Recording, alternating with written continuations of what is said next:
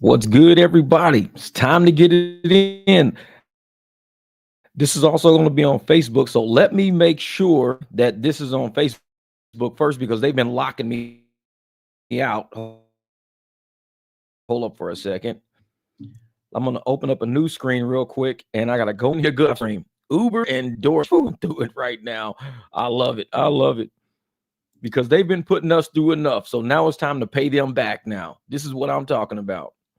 All right. Come on, thing. You're moving too slow. There we go. Yep. See that lock aside. They always did for some reason. They used to leave it wide open on Facebook. They keep locking whenever I go to that side, they'll lock it down real quick. What up, Veliano? My man Logan. What's good, brother? What's good? What up, King James? My man. What's up, Miss Meg? How y'all doing? Y'all, I think Steve was in first. Ron, my man's here. Yeah, Steve was in. Scott came in. Long Beach in the house, man.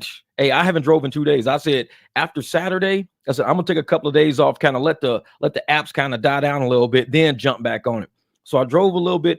Sunday, because I think it was after the game, or did I drive? Yeah, because I drove after the game because the Jets played and everything. Monday didn't touch it. It was a holiday. I knew nobody was gonna be out, so I didn't mess with it.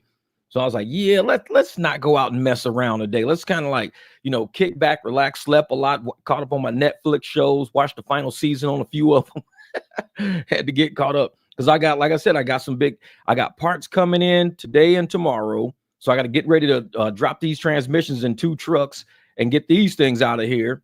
So, one day I can drop a transmission and put it back in within like a day or two. So that's easy. As long as there's nothing hanging it up, I can drop it, get it rebuilt, have it back in there, test run it, start on the second one. So while I'm down there, I'm going to try to do 2 at the same time.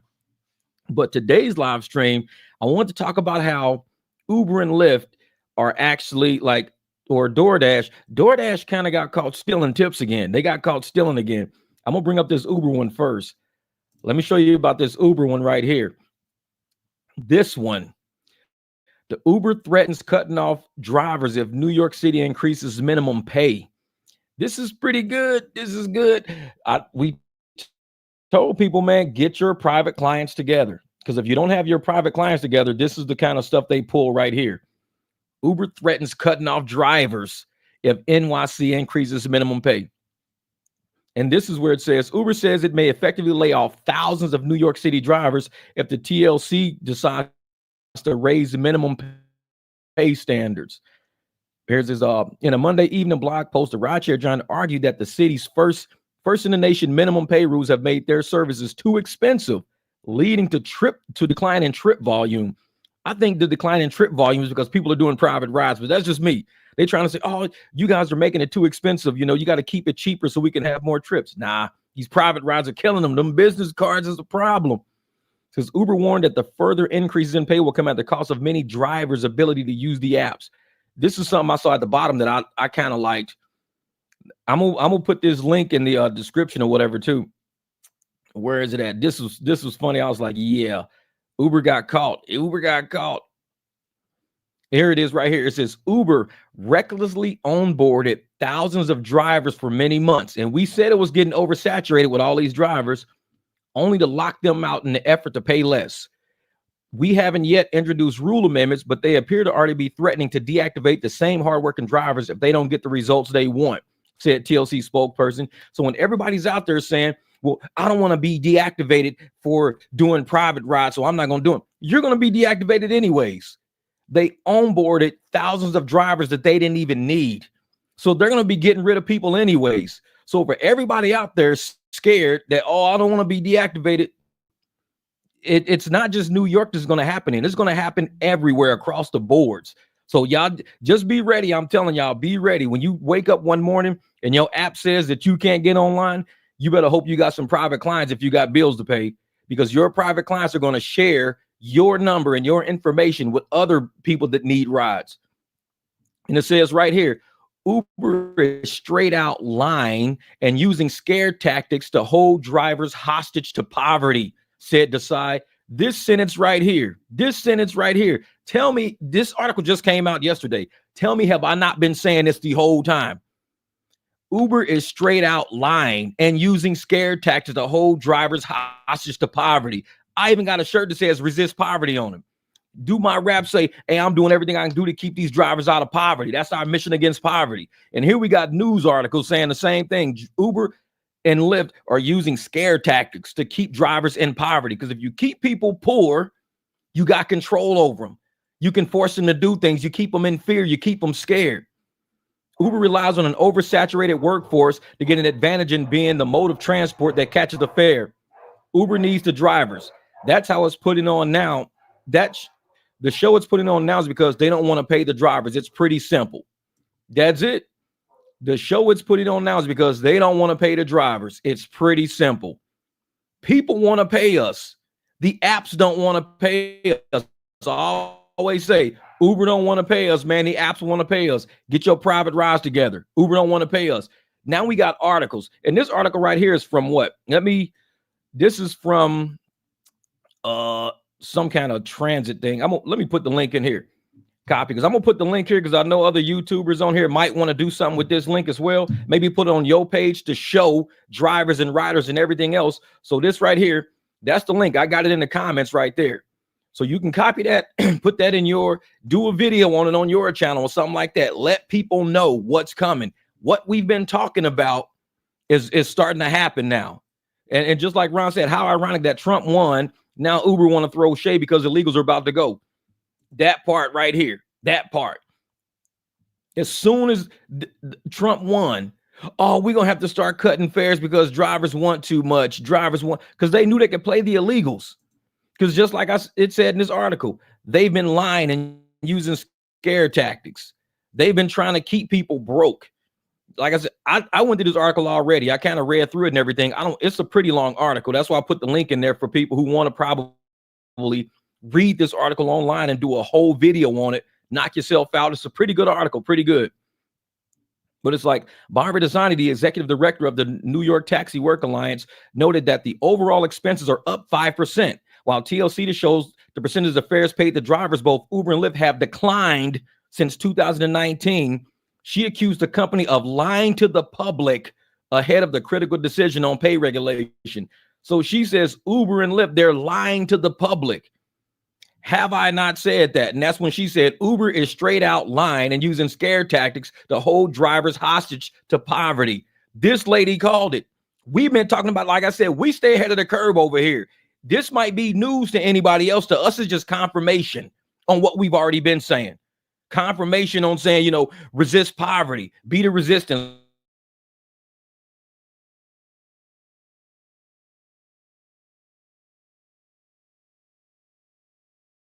This over here. And dang it, I hate when that happens. I'm saying my usage is up, memory usage is up. Yeah, if you're illegal, pack your bags now. I know I like that. If you're an illegal, pack your bags now. Pack your bags now. But we've been telling people on this channel, if you are not ahead of the curve, already getting your business cards, already looking into getting, a livery permit, asking your insurance company if you're scared about the insurance, and hey, how do I get livery insurance? I did a whole video on my channel about livery insurance. So just go to my videos and type in livery insurance. It'll pop up. A lot of people are not understanding what these apps are doing. These apps are not here to help drivers get money. A lot of these channels out there want, oh yeah, you can get paid using Uber, man. You get paid using Lyft. Look, I'm making this much a week, man. I'm killing it. I'm this, I'm that. Dude, get on these apps, man. Get them. No, you're putting nails in your own coffin, because none of these channels are saying these apps are going to deactivate thousands of people at a time just because they can.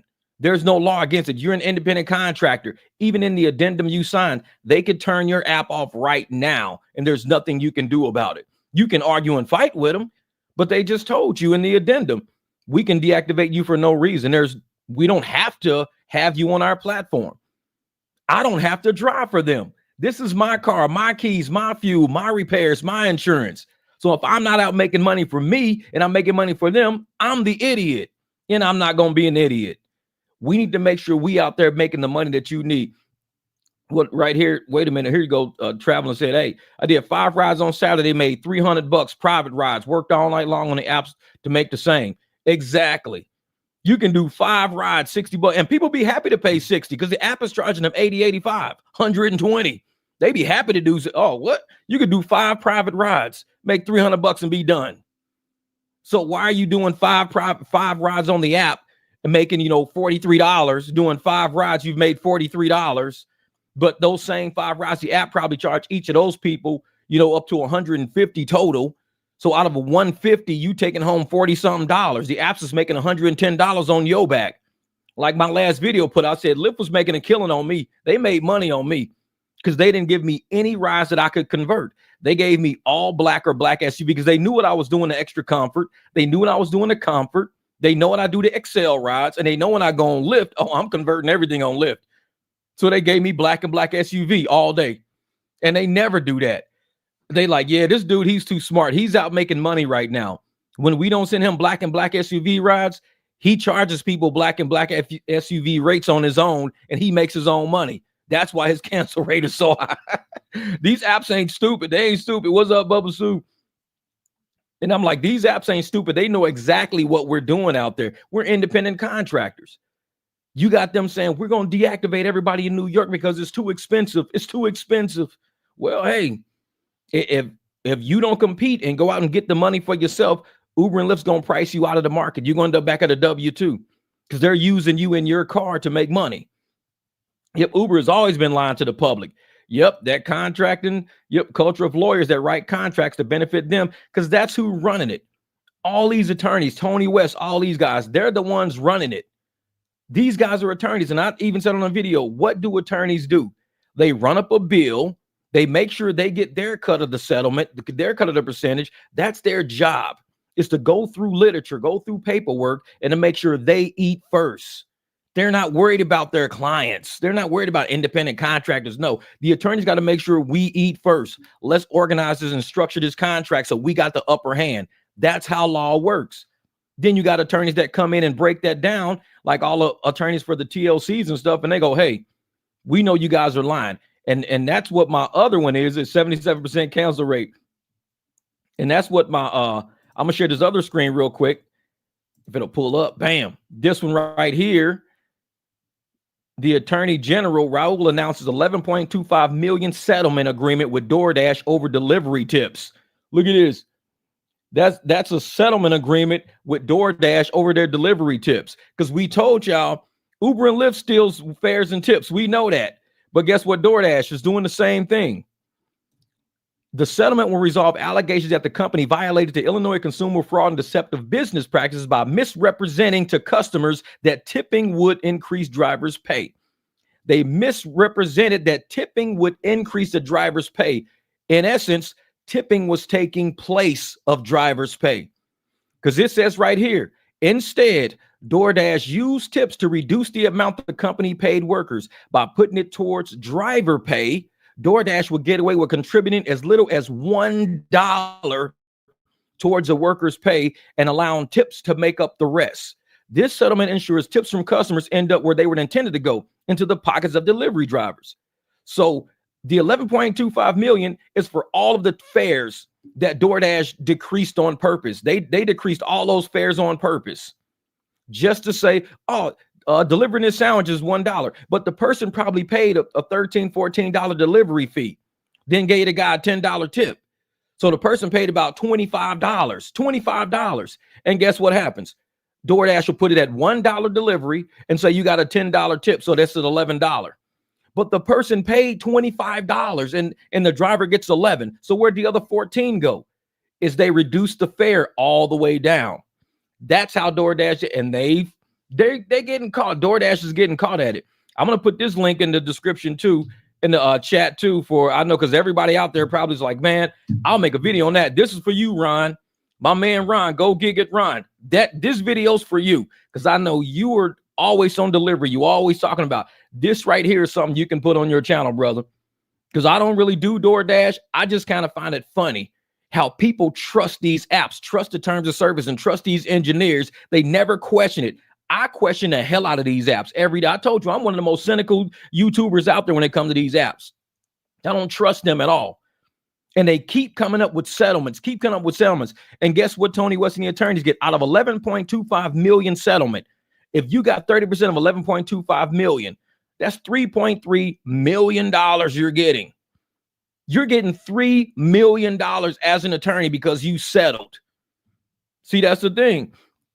Since I'm deactivated from DoorDash, so I can care less about them. For real. And this is what Tony West and everybody does. They like to settle, because when you settle a case, that law firm gets a huge chunk of money. If they're getting 30% of that settlement, oh, that's a huge chunk of money. $3.3 million just to say, yeah, we found out that you guys were stealing tips from drivers. So these attorneys are walking away with millions, and each driver going to get what, a check for about $100. They don't get about $100. It says the settlement includes relief for over 79,000 workers who made deliveries in Illinois while the policy was in place between July 2017 and September of 2019. So if you're in Illinois and you're a DoorDash driver between July 2017 and September 2019, you might want to contact the Attorney General of the state to say, hey, how can I get a cut of that? Because that settlement is for the state of Illinois. Anybody in Illinois who was doing DoorDash between 2017 and 2019, 2 years of them reducing your pay, 2 years of them stealing money from you. Imagine if they took $20,000. That's $40,000 you should be getting. 79,000 workers. So $11 million and 79,000 workers. But of course, they're going to pay the attorneys a cut or whatever. And it says the settlement requires DoorDash to maintain a pay model that does not use consumer tips as a factor when calculating its own contributions to workers' pay. And see, that's the shit that Uber does. Uber and Lyft go, oh, yeah, you guys make about $35, $40 an hour, because they're putting our tips into it. When they put our tips into it, of course we're going to make that much. I can make $100 an hour if you put my tips into it. What's up, Lisa? Yeah, maybe Trump digital bill of rights will fix how the app screw us all. Exactly. Oh, yeah, it's for Illinois only. It's for Illinois. So as soon as, like in Massachusetts, we saw something happen in Massachusetts. We see something happen in New York. And now New York, because of their huge settlement, everybody's like, yeah, you guys won your settlement. What they doing in New York now? They're saying, yeah, we're going to get rid of all these New York drivers. We can't afford you guys. With the settlement, the increase in pay, and all that, we're getting rid of y'all. They said the same thing in Minnesota. Oh, we're leaving. If we got to pay and $15 an hour, we're out of here. We're leaving. You guys got to understand, man, these apps are not looking out for you. They're looking out for themselves and their investors. They're using us as tools. That's what they're doing. So, Jeff, I couldn't find your email. How can I get in touch? I have a client that might be flying the AZ value for value. All my email is in every one of my video descriptions, video or live stream descriptions. My email address is in there. And I do that on purpose so people don't have to say, hey, man, I'm looking for an email. Just look in the description of any video or live stream I put out there. My email address is right there. Yeah, Trump's going to cap 10% interest on credit cards. I almost cried, struggling to pay back a 29.9% card now. But see, that's how they get people. They give free money. They give free money to everybody out there that's coming into the country illegally, but they give us extra credit because they can make money on us. They can say, hey, we're going to charge you 29% interest, but they're buying interest at like 3%, 4%, 5%, selling to us at 30. They're making 27% interest as their margin that they're living on. That's a huge margin to live on. That's a huge margin to live on. 27% that they're making on our backs. That's a lot.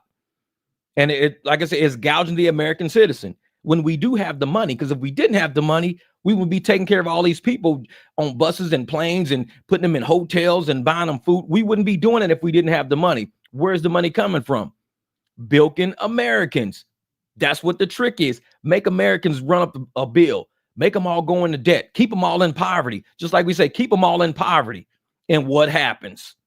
The elites live better. Hey, thank you, Sergio, brother. Appreciate that, my man. Hope you've been out there making that money, man.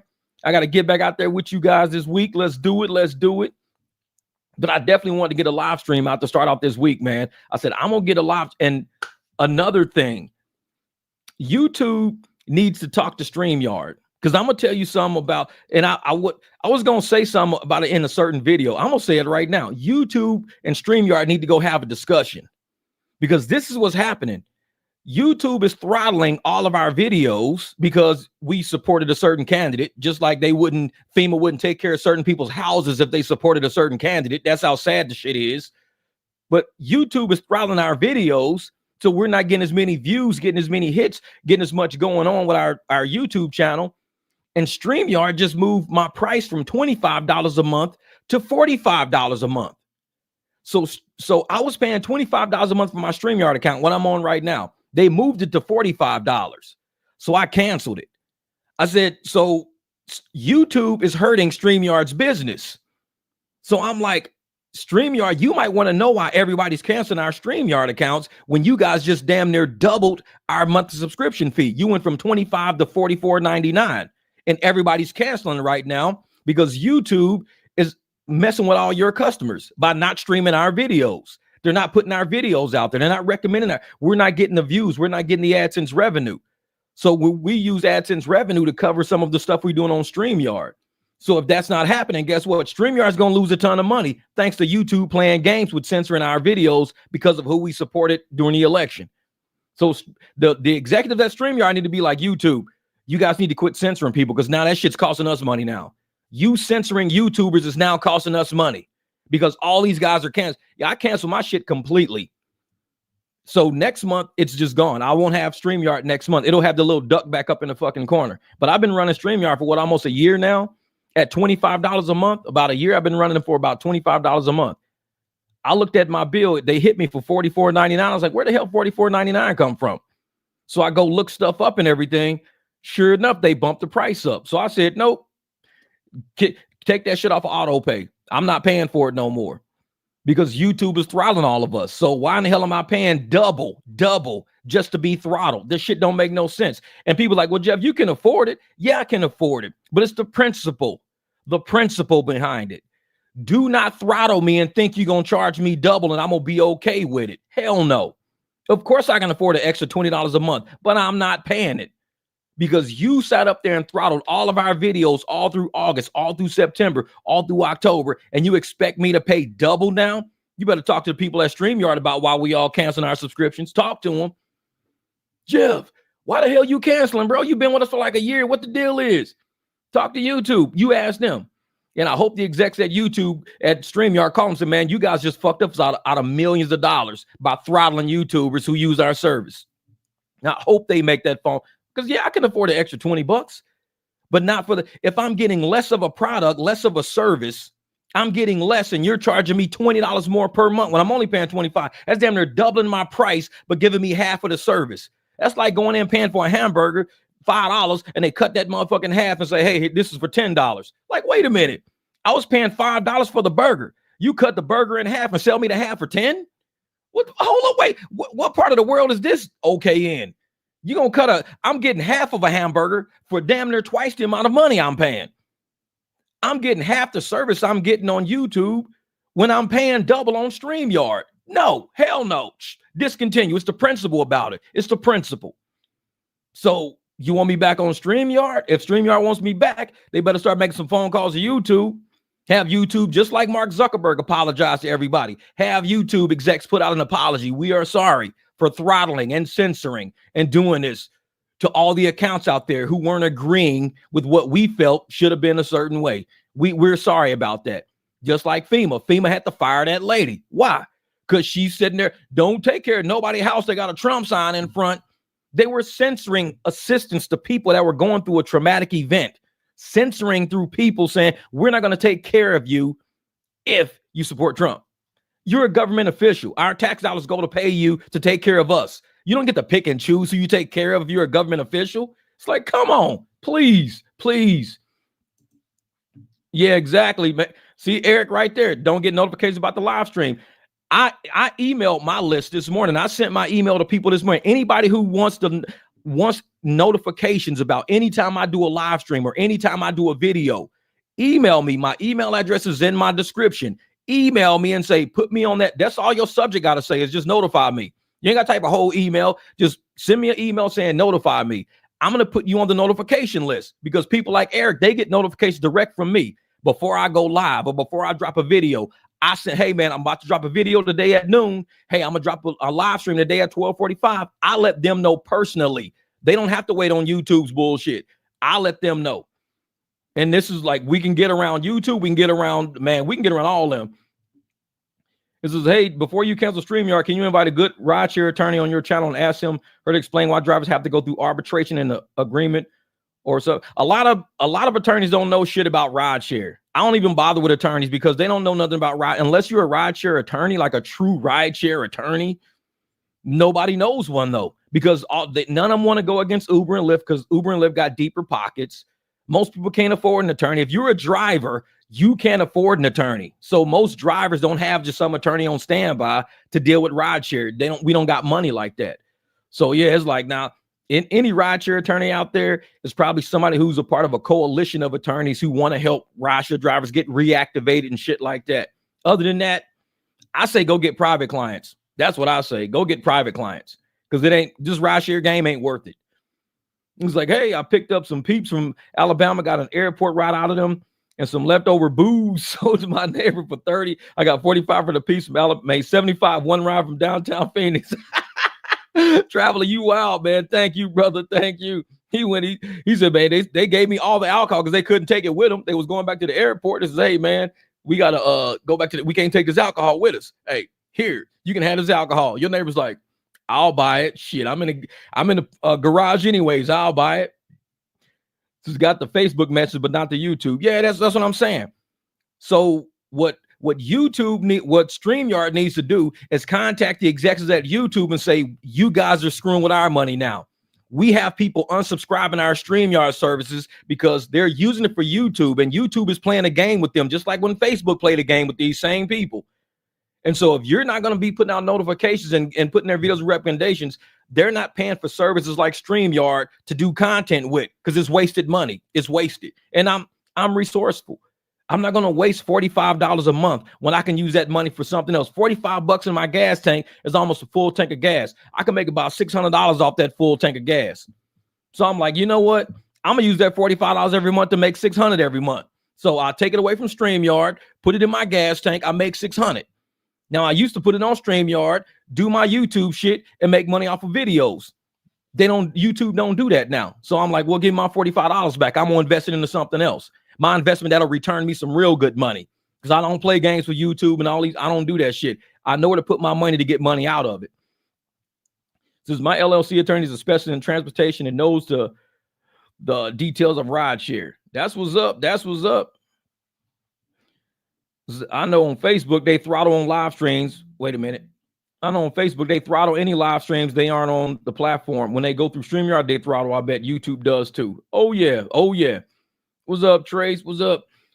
Yep. And that's what it is, man. That's what it is. They will sit up there and throttle any opinion that they don't agree with because they put keywords in the codes. They got people sitting at their terminals and they're throttling everything. Like I said, these apps are liars. It's funny that article from yesterday about Uber and about DoorDash both call the companies liars right out to their faces. You guys are liars. You've been lying to drivers, lying to riders, stealing from them. And yet you see these pigeons out there. Oh, yeah, I only do it on the app. I just stay on the app. The app is where I trust. I trust the app. The app is most trusted. But they keep losing settlements. How do people you trust lie to your face? Those two things don't go together. You can't trust somebody that's lying to your face. Oh, I trust the apps. I trust the apps. But they're lying to your face. And even the governments that are investigating these people saying, you guys are lying to riders. You're lying to drivers. And yet you got these, oh, I just trust the app. I'm going to leave it on the app because I trust the app better. People are stupid, gullible. That's all you can say is they're gullible. We presented so many instances of them stealing tips, stealing fares. Well, I don't think they're stealing. Then what are they paying an $11.25 million settlement for if they're not stealing? Well, maybe they think. No, you don't pay $11.25 million for a maybe. If you are 100% certain that nobody in your company at your app is stealing tips off of anybody, you don't pay $11.25 million. All these pigeons out, oh, I don't think they steal. You guys don't have no proof. I don't need no proof. If you paying $11.25 million, you telling me we don't want you guys to look into our books because you might find more shit than what you're looking for. If we allow you to open our books, oh, you think we only stealing this much? Wait till you see what's really going on. There's a lot of money laundering, a lot of racketeering going on. We don't want you to see all that. We'll pay you $11.25 million to stay out of our books. How about that? Yeah, I trust me, not Uber. Yeah, exactly. And I'm sitting there like, man, these people, man, they don't understand corporate. Corporate is about that money. Like they will fire people who just had a baby yesterday. They don't feel sorry for nobody. Oh, I just had a baby yesterday. Congratulations. They'll buy you a cake today on Monday. Tuesday, they're giving you your pink slip. Hey, man, sorry, we got to let you go. Dude, you just threw me a party yesterday for my new baby. Yeah, it's like that, dog. Here's your pink slip. Hope you find a new job. These corporations don't care about nobody. So time to wake up.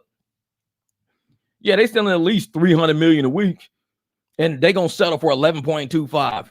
Just like they hit Lyft last week for what, 2.1 million. Yeah, we're gonna 2.1 million.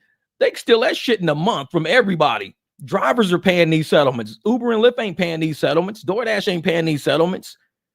11.25 million. They stole, I guarantee, at least 5 times that much. At least 5 times that much. And I'm like, man. Yeah, time to wake up is just playing. Because I know he's got the inside joke. Exactly. Pitchers out there looking for probable cause. Well, probably the person really didn't leave you a tip. Maybe like, no, you don't understand the conversations we have. What we see people do on their screens, the numbers we see well, maybe they didn't hit enter. No, they hit enter. We're watching. You don't pay $11.25 million settlement because somebody forgot to leave you a tip and accuse you. No. They know they doing some shady shit. They even said Uber's lying. DoorDash is lying. These are people who are investigating, and they are saying this on public record. Uber is lying. DoorDash is stealing. They're saying this on public record. Do you know if they said this on public record and it was false, these people could be sued for libel and slander, defamation? These people could be sued for that. So for them to put in public documentations in the media, Uber is lying. They're stealing from people. DoorDash is lying. Then they know something you don't know. They apparently know something, because you can't just arbitrarily. I was saying that shit. I wear a shirt saying that Uber and Lyft steal fares and tips. And if they sit up and go, oh yeah, man, you can be sued for slander and libel, I'm like, now they really stole my fares and tips, and I can prove it because I drive people around that I give my cards to and shit like that. And I tell them, hey man, last time, did you really tip me $1? No, I tip you 10. I know it. Did you tip me 10 cents? No, I tip you $10. And I got a video showing motherfucker tip me 10 cents. Nobody ever tipped me 10 cents. It's like, yep. Say, Jeff, now that you've been on YouTube, AdSense there for a certain formula to make more of his fixed potential now every month. Well, this is what I think, Fortune. This is what I think about YouTube. Everybody knows YouTube is just a division of Google. Everybody knows that, right? I mean, I don't think anybody's like not aware of it. Look at what Google's doing right now. Google is firing everybody. Google don't have no money. They have a lot of overhead. They're just like when Lyft was firing everybody, closing all their hubs down. Uber firing everybody, closing all the hubs down. Guess what Google is doing? YouTube Music did the same thing last summer, fired everybody off YouTube Music. They don't make the revenue they're making. And do you think Uber is the only person that'll steal from you? It's a tech app. DoorDash is the only place that'll steal from you. It's a tech app. You don't think YouTube is a tech app? You don't think Google is a tech app? It's a lot of money transferring behind these. You really think these people are really paying us? Why do you think a lot of people go to Patreon? Why do you think I tell people, just pay me Cash App, Venmo, Zelle? You could tip me like that, pay me like that, super chat me like that. Why do you think I say that to people? Because once you give it to YouTube, there's no true guarantee that it's going to come to me. You might, super chat me $10, and YouTube will say, hey, you got a $10 super chat. They might take that shit. How do I know I'm really getting a $10 super chat? They don't send us no audit and paperwork. We got to go through all of these. They don't give us no transparency. We don't know what AdSense. We don't know who's advertising, which we don't know shit. It's all a guessing game. It's all pure luck and pure guessing.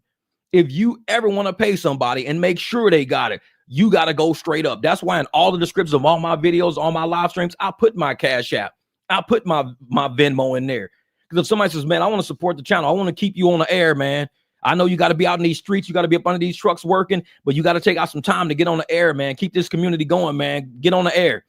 Because I can go work my ass off up under trucks all week. But if I'm under trucks all week, I'm not on the air.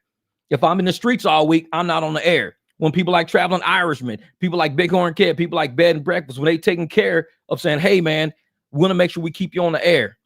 My homegirl Roxy, she's the same way. My homegirl Abby Twin, same way. We going to keep you on the air, man. These are the people that are taking care of making sure I have enough money to sit on this microphone and cover the bills. And I don't waste people's monies. I told y'all, I went over my bills like a week ago, and I'm canceling out shit left and right. I closed down my StreamYard. Like I said, I don't waste nobody's money. If you guys are investing into this channel to help this channel grow and YouTube is fucking with me, then I'm going to have to cancel my StreamYard because I don't want to waste your money. You guys are supporting this channel. I'm not Kamala Harris. I'm not going to waste your fucking money and end up in debt. I don't do that. I'm still smart with it, especially when it's not my money. That's when you really got to be smart with it. When you got other people's money in your hand, you got to make sure you do it right. People say, hey, man, I'm going to support the channel. Cool. I'm gonna do it right. Don't worry about it. I'm gonna do it right.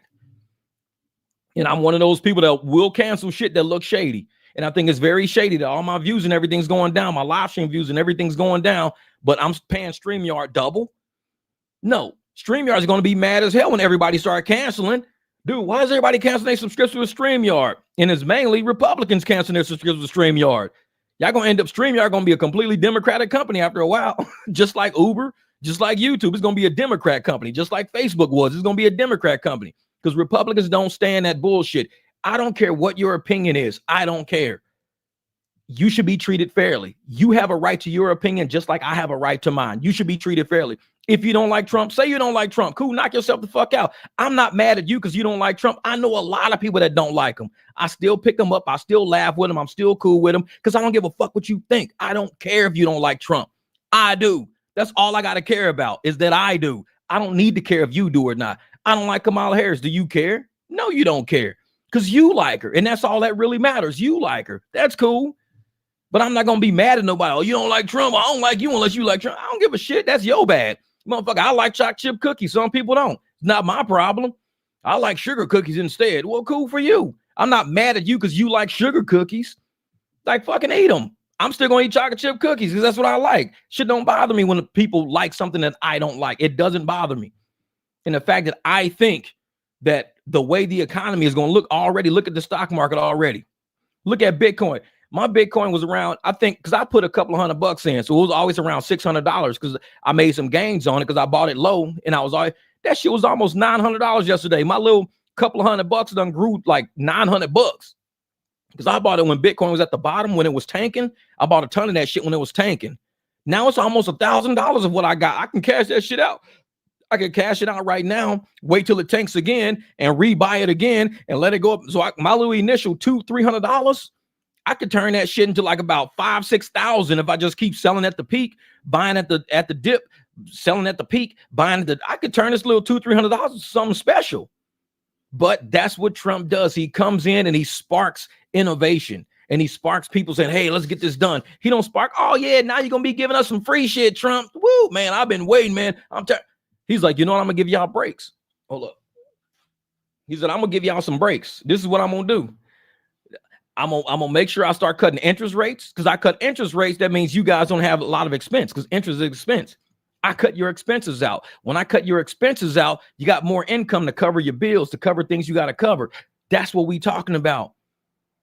Harris, she never had that. She never had that. I'm going to make sure people don't gouge you on groceries so you don't have to pay $3.99. You'll pay $3.59. Whatever, motherfuckers. Like, she had no plan. It was all talk. And now it's coming out that everybody out there that was supporting her campaign really didn't support it. They were supporting them dollars she was throwing at them. I think she paid Beyonce $10 million. If Beyonce really loved black people and really wanted black people to win and really stood by black people, she would have for free said, I want Kamala Harris to become president because I believe this woman is going to help us out as a community. She's going to help us out as women. She would have did all that shit for free. She would have did it for free. If she really felt Kamala was the true choice, she was like, nah, motherfucker, you're going to pay me. I need 10 mil or I ain't doing it. If you really felt this woman was the savior of this nation in any way, shape, or form, if you truly felt that in your heart, your ass would have did it for free. Because a lot of us supporting our candidates for free. Whether we rich people or poor, we supported Trump for free. Didn't make a difference. Jeff for president. I don't know, man. They'll come after me. Yeah. It's all about the money. I don't care about the people. I mean, even Eminem took 1.8 million. All these people who took all this money, they should come out right now and say, I'm going to use the money that I got. I'm going to give it to a charity that I'm not even linked to. Because I guarantee each one of them, I'm going to give it to charity. I'm going to give it to the Beyonce Cares charity. Yeah, Beyonce got 10 million and Beyonce gave it to the Beyonce Cares Foundation. Eminem got $1 million. He going to give it to the Eminem Cares Foundation. Megan Thee Stallion got 5 million. She's going to give it to the Meg Thee Stallion Cares Foundation. Ain't it kind of funny how everybody donates to their own fucking foundation? Because it's their money. It's like, bro, it's tax write-off. We accountants, we know what the fuck is going on. You create a foundation, a 501(c), and you just run shit through it. Oh, we bought that Rolls Royce to show up at elementary schools to show people what they can get if they work hard. That's that Rolls Royce is through the Beyonce Cares Foundation. Yeah, okay. Like man, people out there, man, yeah, we completely left celebrities alone, completely left them alone. And this election was a wake-up call for a lot of them to be like, because you see certain celebrities wouldn't even choose the side left or right. They wouldn't even mess with it. They wouldn't even mess with it. Said Blue Ivy just got a cyber truck off that money. Man, what up, Redbone? Say, Jeff, you were smart about that. Fortunate. I remember that, Jeff, you were smart about the Jets fan in your car the other day. You knew and read the room and just didn't talk to him. Yeah, man. Sometimes you got to do it, brother. Hey, Fortune, you know, man, you got to read the room. I tell everybody, when you walk into a room, pay attention to where you at before you say anything. Pay attention. Get the vibe. Really kind of read the room like you said. Read the room and be like, is this appropriate to even say? I mean, you got freedom of speech, but you also got the freedom to think. So think first and then say, okay, I'm going to say this because I've read the room and I think this is appropriate right now. Dude would have probably think, oh, yeah, he's from Arizona, some good go Jets. Yeah, okay, motherfucker. What? I didn't want to test it. Dude ended up giving me a tip, gave me an $8 tip and everything, I think. He was a 5 or an 8. But he was cool. Dude was cool as hell, man. We had a good conversation. He was out here playing golf and shit. He was upset about the Jets game, and I was like, let me not touch that topic. Let me not mess with that. Jamil has a foundation. It's a 501, says Jamil's money. What up, Jamil? What's good, brother? Man, I thought you like dry chocolate cookies, man. You could throw it against the wall and put a dent in it. Them old crusty ass cookies. I was like, man, I was mad that day. That was the day I was mad because Lyft took my $51 and I didn't eat the rest of my cookies because I was messing with their ass on the phone and my cookies went up and they were soft because they came in packed. Man, them up. It was like a brick by the time I got back to that cookie. I was that mad. Them old dusty cookies. Jeff, you saw Derek sucking D's now asking Trump at work out with him about rideshare on X. Oh, yeah. Hey, I told y'all that's why Tony West was with Kamala Harris's campaign, because they know something is sketch going on with all this money. Something is sketch going on. I told y'all, man, a long time ago, anything that Tony West is involved in, I'm going to tell you like this. Anything he's involved in is a scheme behind it. He's an attorney. He's a schemer.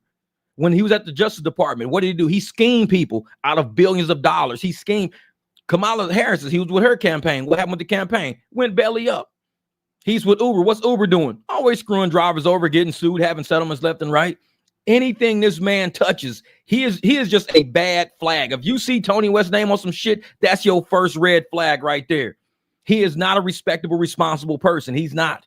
You've never heard of him or seen him in anything to do with anything except when it comes to money, lawsuits, and scheming people. That's the only time you'll ever see his name. Other than that, you won't see his name. Save the whales. Where the fuck Tony West at? The motherfucker ain't near no beach trying to save no killer whales. Motherfucker save the turtles. Tony West ain't nowhere around trying to save no turtle. Milk taxpayers out of $5 billion. Oh, Tony West is head of the settlement party. Exactly. Because that's Tony West. Now you see people like, Elon Musk. He's like, electricity and water and wind and all kind of weird shit going on, whatever. He's always doing something to try to help better society. Tony West, if it's a lawsuit and it's got to deal with a minority club, a Navajo Indian or a black person or a Latino, Tony West is going to be somewhere around. He'll be somewhere around. Just know that. Look for his name. I bet you'll see that shit. Yeah. Oh, I think the investigation is still going. I think it's still going. Don't worry.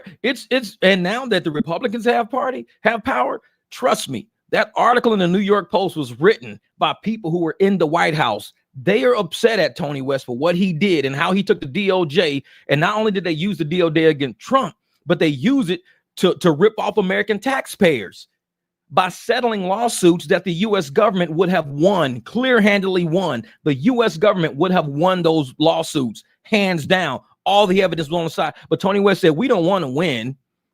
We want to settle. Because if we settle, everybody gets paid. Because if you win, that means all the attorneys on the other side don't get no money. So what Tony West does is, hey, man, we're about to sue these people, or these people about to sue the government. You guys need to be on the sides of all these Navajo Indians. Like, you go find these Navajo Indians, you go find these farmers, you find these Latinos, you find those Hispanics, you guys, and he was at the DOJ. So he's at the DOJ going, I'm the one running the cases, man. I'm telling you right now, get on these lawsuits, because I'm going to settle them. I'm not going to win them. I know I could win them as a government participant. I could win them, but I'm going to let you guys win so you guys can get settlement money. This is how we do it. Then just give me a kickback on the back end. That's what he said the grift was. They was doing that shit, man. Is to the people who say Trump won because he ran against a woman. What's your response, Jeff? To people that say Trump only won because he ran against a woman, did they forget that he ran against Hillary Clinton before too? Is Hillary just not existent no more? People forgot that he ran against Hillary. Did people forget the Russia? Did you forget all that shit? Did people really forget his first presidency? His first presidency, he won against Hillary Clinton, and she was a deep politician. She's been in politics since Alabama. She's also an attorney. People keep forgetting Hillary Clinton ran against him and she didn't win, even backed by all the lies. Hunter laptop ain't real. Russia planted that story in you guys' head to alter our election. He already won. And it's not that, he can only beat women. It's the fact that Joe Biden got 81 million votes. Every Democratic president that has ever won never eclipsed 70 million votes. Look it up on Google, if Google will even show you. No Democratic president. And the contrary, no Republican president ever got over 70 million votes to win. They weren't getting 70 million votes to win. Trump got over 70 million votes to win this time. He got over 70 million votes to win to lose in 2020. And remember, Democrat presidents never got over 70 million votes to win. Democratic presidents never got over 70 million votes to win. Trump had over 70 million in 2020 and still lost. So Trump had more votes than any Democratic president ever got to win. But in order for Biden to win, they got 81 million. Nobody has ever gotten 81 million. Nobody ever will again, ever, on either side of the coin. So if you want to talk numbers, talk real numbers. Oh yeah, if you really think 81 million people voted, you really think that shit, I got a bridge to sell you. Dead serious. I ain't gonna give you no title for it, but it's yours. I'll fucking scratch your name on the concrete in it. It's yours. I'll sell it to you. If you really think the Democrat Biden got 81 million votes, when that shit has never happened in history on either side, and it never will happen in history on either side. Trump got more votes in 2020 than Obama got, than the Clintons got, and all their victories. He lost with more votes than everybody. So how did Biden them know? Dude, if we don't get this many votes, because Trump is going to get his votes, he's going to get his votes. Well, we need to come up with about 13, 14 million to beat him. Just out of thin air. And guess what? They disappeared this time. You telling me 13, 14 million people? Oh, no, man. People was just every hurricane, every natural disaster this year hit a red state. Every natural disaster this year hit a red state. Every natural disaster hit a red state this year, and everybody still showed up to vote. So don't tell me people stayed home because every red state got hit with a natural disaster, still going through shit right now. And they still said, I'm showing up to vote because Kamala ass ain't taking care of us. I don't care if my house is 6 feet underwater. I'm going to go find somewhere to vote. So you can't tell me people stayed home. If you telling me all Democrats stay home, then that's on y'all ass then. Ain't got shit to do with us. That's on y'all. Because if you were in a blue state, look at all the blue states that won. Look at all the blue states that won. Name one natural disaster any one of them had. Look them up. Look up all the blue states and name one natural disaster they had this election season. Then look at all the natural disasters and tell me where they hit. Red states. Each one of them hitting the red state. And all those red states still showed up. Don't tell me shit about people stayed home. Then that's y'all lazy ass problem. Ain't ours. Be mad. Don't be mad at black men. Don't be mad at Latino men. I mean, if natural disasters are hitting red states and people can't even get to polling stations, they can't even get from point and they still voting somehow, don't take it out. Just say Republicans are a breed that will not give up. They are a breed that will fight, fight, fight. That's who Republicans are. Because we damn near got almost 75 million votes with Trump. 75 million. He got more votes this year than any Democratic president that has ever won. He got more votes this year. If not for the 81 million glitch that Biden got, there would have never been anybody with more votes than Trump in the history of presidential elections. This year, he got more votes than any other president that has ever won a presidency. Let that sink in. And we had natural disasters in all these fucking red states. Let that sink in. I mean, you can't fudge it. You can't fudge it. Look at the numbers. Look at 81 million. And you ask me, how do we get there? How do we get there? How do you go from 66, 67, 69 to 81 million back to 67? How does that happen? It's called an anomaly. It's an anomaly. And anomalies, especially by auditors. If you go to Arthur Anderson, Deloitte and Touche, you go to any of these audit firms and you say, what do you really audit? We audit anomalies. We audit things that jump out as being odd, as being different. That's what auditors do. You get audited based on things that jump out, kind of look a little funny, don't look the same. It's not even. I mean, you go through the roof, then back. Now you're going to audit that 81 million now because that's what auditors do. Auditors audit the anomalies. Yet the Democrats are like, don't look into it.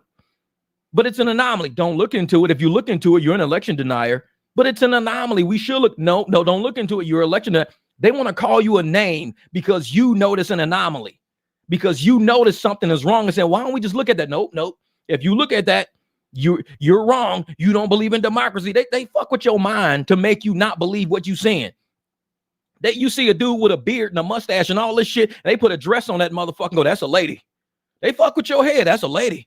Like, that's not like, dude got a beard and a mustache, man. His name is James. No, today his name is Jane. It's not James no more. It's Jane. It's a lady. They fuck with you, man. I'm like, come on, man. 81 million? Really? 80? Can we audit this? Can we audit this? No, because if you audit that, that means you're an election denier. But yet, this is what's funny. Jim Jordan even pointed this shit out. Jim Jordan was being interviewed by Congress, or not interviewed. He was being interrogated. Let's say interrogated by Congress. So Jim Jordan, Republican, being interrogated by Congress. The dude that was interrogating him when Trump lost in 2020, he lost Alabama. Now, this senator is a Democratic senator in Alabama. And even though Trump lost, the guy was questioning Trump's numbers in 2020. The Democratic guy was questioning Trump's numbers in 2020. Was that, well, I don't think that many people in Alabama voted for Trump. I think something's wrong with this election. It was an Alabama guy saying that, Democrat. Today, that same guy told Jim Jordan, you don't have a right to question the numbers. Jim Jordan, boy, he sparked up quick. He says, wait a minute. You have the nerve to tell me I can't question the numbers when you were the first one in 2020 to say Trump numbers weren't right and that we should question those numbers. So you got some nerve to be sitting here in 2024 as a Democrat telling a Republican we can't question the numbers.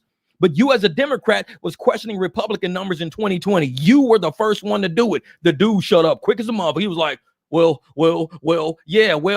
shit, you ain't think Jim had that information. Jim was quick. Jim Jordan is fast. You fuck with him, you better come with it. Because he checked that dude quick as shit. Dude tried to change the topic fast. Because he was just saying, Jim Jordan, you're an election denier. You're this and you're that. And the 81, he was saying that shit to Jim, said, hey, you denied in the same exact election that you said Trump's numbers in Alabama were not right. You said they were wrong. You said, that dude shut up quick as shit. He was like, oh shit, I tried the wrong one today. And that's what it is. If you're Democrat, you can question whatever you want to question. If you're Republican and you question it, you're racist, you're sexist, you're a xenophobe, you're an election denier, you're an anti-vaxxer. It's like they call you a million fucking names in the book. A million names in the book. Man. Oh yeah. Oh, they got a whole right now. They're going through the whole January the 6th shit right now in Congress because Nancy Pelosi lied. Nancy Pelosi got a phone call from a guy 3 times, head of security guy. 3 times he called Nancy Pelosi, 3 times, talked to her extensively. And he even said the people whose phone he was using, where he was around, what he was saying 3 times. Nancy Pelosi under oath said nobody ever called her. Nancy Pelosi under oath said nobody ever called her. This dude is in Congress. They said, I called her 3 times. He even said which phones he called from, how long the conversations were, who was around him when he made the call. Nancy Pelosi says, I never got a phone call. They're lying about something that happened on J6. They're lying. Because why would that lady say nobody ever called her on record saying nobody ever called her when this guy's today saying I called her 3 times and had extensive conversations with her? I talked to her 3 times that day while it was going down. So how can she say nobody ever called her? I was on the phone with her 3 times. These people are lying for a reason. They're lying for a reason. And we don't know what that reason is, but we're going to find out. Say Lyft and DoorDash is partnered. That's funny because DoorDash is getting sued for $11.25 million for stealing tips. Lyft got just settled for $2.1 million for lying about how much they pay drivers and saying how much drivers can make. Lyft's also been sued for stealing tips. So you got 2 companies who steal tips now partnering together. You better have your private clients together. That's all I'm saying. You better have your private shit together. When you got 2 corporations with a corporate culture of stealing, with theft, with fraud, with misleading statements. You got 2 companies now partnering together. You better have your private clients together. That's all I'm saying. Because your ass ain't making no money with these apps. You're not. They're conniving and finding ways. Because like I said, you're not going to have one company that's just, that's wholesome, that's good, that's transparent, linking up with a company that's not. Birds of a feather flock together. You got 2 criminal organizations, racketeering, fraud, lack of transparency. They're linking together to do more shit. When was the last time Lyft got sued for stealing tips and misleading people? This was like what, maybe 5-10 years ago, something like that. And they're still doing the shit. You think these companies are going to change? You think they're going to change because they were found out? They make more money with the crime than they want. Even when they settle, they still make more with the crime. If they make $20 million with the crime, but they got to settle for $2 million, they're $18 million up with the crime. So they keep the crime going. They'll never be hit hard enough to stop doing crime. They'll never be hit that hard. The crime pays. The crime is what's paying the bills. We can make $100 million doing the crime, settle for $11 million, and we're up $89 million. So the crime is going to keep paying. They never stop, man. Oh, yeah. Oh, yeah. Sergio, you're right. Witnessing the death of the legacy media, and they can't believe it. And what Sergio means is that MSNBC, ABC, CNN, all these companies since 2019, 2020 that have been gaslighting people, misleading people, never apologizing for lying to people, telling people Kamala was winning, telling people, 1 shot and you're cured. You never have to take another shot again. And I swear, just take it and get it over with. All these people have been lying, and people have woken up. And they see those 3 letters, ABC, CNN. They see the 4 letters, MSNBC. Even sometimes Fox sometimes a fuck up, but they'll apologize about it. That's one thing I give Fox credit on. They will say, I apologize. Even Cuomo apologized for some shit one time, and I give him respect on that. But when you got people who will lie to your face, and the only way you're going to find out the truth is to go investigate, because they won't ever come out and say, you know what, we lied, we misled you. They won't say that. You need to find out on your own. And then you need to say, hey, you guys misled us because we're on our 5th booster now. And you told us 1 shot and it's done and it's over and it's all research. And that's we're on our 5th shot now. And you guys and conspiracy theorists kept saying, hey, they're going to make you guys keep taking shots over and over. And you said, no, we're not. We're the media. We know the truth. No, you're going to get 1 shot and you're done. Trust me on this one. We're the media. Legacy media is done. You're going to get more information out of media like ours. That's why they wanted to ban. The Democrats are the only people that want to ban me speaking my mind.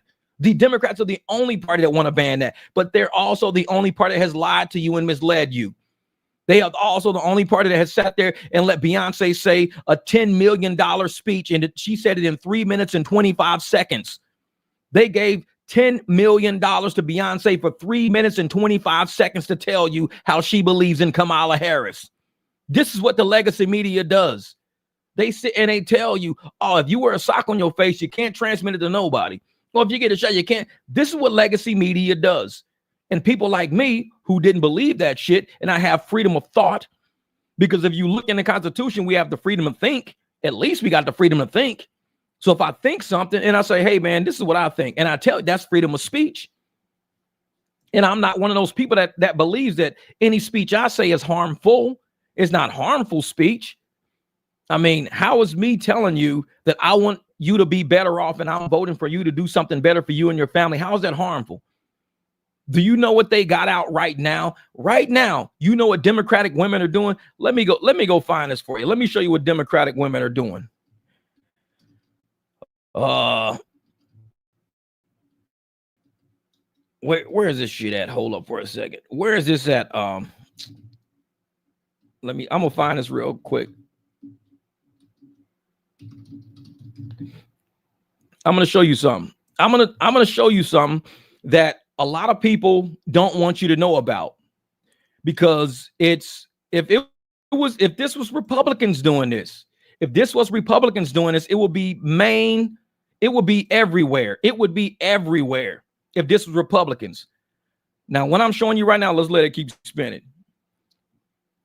What is MAGA? It's an anti-Trump women's deadly new trend. Listen to what I'm saying. How many we got in the chat right now? 83. Listen to what I'm saying. MAGA. Come on, let me close this. Man, I hate pop-ups. Hate pop-ups. I need to get a pop-up blocker. All right, let me close this down too. Come on, thing. Quit screwing around. Pop-up blocker. They be freezing my computer up. I swear, all these damn pop-ups. Here we go. All right. It says, the Make Aqua Tofana Great Again. You know what Aqua Tofana is? Aqua Tofana, named after its alleged creator, Giulia Tofana, was a deadly, undetectable poison used across Italy, gaining notoriety for its stealth and potency. So what it is the Make Aqua Tofana Great Again is Democratic women who would like to poison and kill their husbands because they voted for Trump. They want to say, oh, it's anti-abusive. It's not anti-abusive. It's anti-Trump. That's why they call it anti-Trump rhetoric. Because they want to claim, oh, well, he's abusive because he voted for Trump, so he's abusive. This is what's really going on in real life right now. Say, what if they give you a yellow strike? Oh, they probably will. They probably will. Jeff, here's the news now. Now we did 300. So that whole, Tofana, that Aqua Tofana, look it up, Aqua Tofana. There's women on videos going, sure, my body, your choice, before pouring unknown liquids into drinks. And one woman in the video leans toward the camera and whispers, Aqua Tofana. Am I right? Aqua Tofana. If you know, you know. These were all Democratic women. They started wearing blue bracelets and getting blue heart tattoos to recognize each other in public as Kamala Harris voters. And as soon as this evolved into the MAGA movement, the first video got over 1.3 million likes, talking about poisoning men who vote for Trump. This is real. Now, if these were Republican women saying we want to poison Democratic voters, let's poison Democratic voters, imagine how the media would run with this. Imagine how the media would be like, listen to these Republican women going, make Aqua Tofana great again. Listen to these Republican women out there talking about poisoning anybody who's voting for Kamala Harris. Listen to this. This is America, people. This is Republican. No, because it's Democrats, nobody's talking about it. Because it's Democrats, nobody's talking about this whole Aqua Tofana movement, the MAGA movement, make Aqua Tofana great again. Nobody's talking about it. Democratic women out there, mentally bipolar ass women. 1 minute, we want to save America. We want to do what's best for America. The next minute, we want to poison anybody who voted for Trump. And they're showing people how to poison them. They're showing them on videos how to poison Trump voters. If your husband or if your boyfriend voted for Trump, this is how you poison them. And everybody's putting that shit out. And I'm sitting there like, why is the media talking about this? Why am I the only one seeing it? No other podcasters are talking about it. Nobody in the media is talking about it. But you got videos out there with 1.3 million likes. 1.3 million Democratic voters are liking the fact that women are poisoning men that voted Trump. 1.3 million. And I'm sitting there like, I could see if it got 60 likes. That means 60 people liking. Everybody's like, that's some disgusting shit. You gonna poison somebody because of how they voted? For real? You really gonna do that? You walk around with blue bracelets and blue hearts on going, hey, we should poison everybody that's wearing red, poison anybody that's voting for Trump. This is what the Democratic Party has become. It's become a party of sick, twisted, mentally people.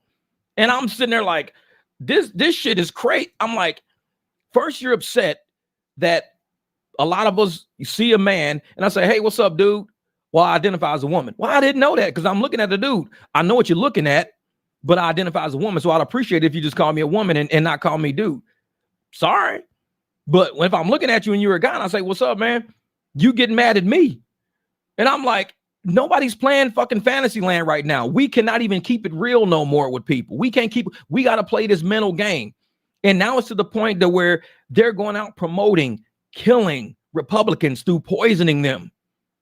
And everybody's celebrating that shit. It went from first trying to kill Trump, trying to blow his brains out on stage, and everybody celebrating that, to now the people that voted for him, everybody wants to kill, and 1.3 million people at the time the video hit liked it. It's probably clearly more than that now. And I'm sitting there like, I guarantee if these were Republican women on the videos, you know, jumping up and down to myself, we need to poison some Democrats who, if you vote for Kamala, we're going to poison you when we catch you. Make Aquafina great again. We're going to poison you damn Democrats when we catch you. It would be all over the media. It would be all over the media. But because it's Democrats doing it, you can't tell me the Democrats don't control the media, because the Democrats see that. To me, that's news. A mass of people wanting to poison other people that voted for Trump, a mass of people wanting to assassinate Trump. That's news to me. That's something people should know about. But the blue media, legacy media, says, let's keep this under wraps. We don't want them to think that's how we are. But you are like that. 1.3 million likes within a day of that video going out. 1.3 million. I guarantee it wasn't no Republicans liking that shit. So who do you think's clicking on it? And I'm sitting there like, this is why shit gets buried. This is why channels like mine get shadow banned, because I keep it 100. I keep it real. So when I say I appreciate the support, thank you guys. I really appreciate it. Much love, much respect on that. And like I said, I kept my phone with me today because, and I'm serious. I appreciate it because I tell you what, the other day, so I'm sitting there, I'm relaxing and I'm chilling. Let me see something. And my homegirl Roxy, like I said, and I'm showing, she said, hey, for the V-neck and for the support. So Roxy is supporting this channel in a major way. She sent me $69, supported in a major way. And I appreciate that. My man, Nick Heater, he's supporting the channel in a major way. Like I said, when people send me something to Cash App, I'll make sure I let people know. And Roxy actually sent two. She sent another one. She said, thanks for all you do. All you do. Appreciate that, Roxy. I appreciate that, Roxy, because I know my channel gets hit hard by YouTube. I know I'm not getting the views. I'm not getting the AdSense, but I'm not shutting up. There's shit out there that needs to be talked about, and they want to control speech, true free speech of things that are going on around us. They want to control that because they want to keep the narrative going that they're right and anybody else is dangerous. If you don't wear a mask, you're dangerous. If you don't get a shot, you're dangerous. If you support Trump, you're dangerous. But they're talking about poisoning Republicans, putting shit in our drinks now, and nobody's talking about it.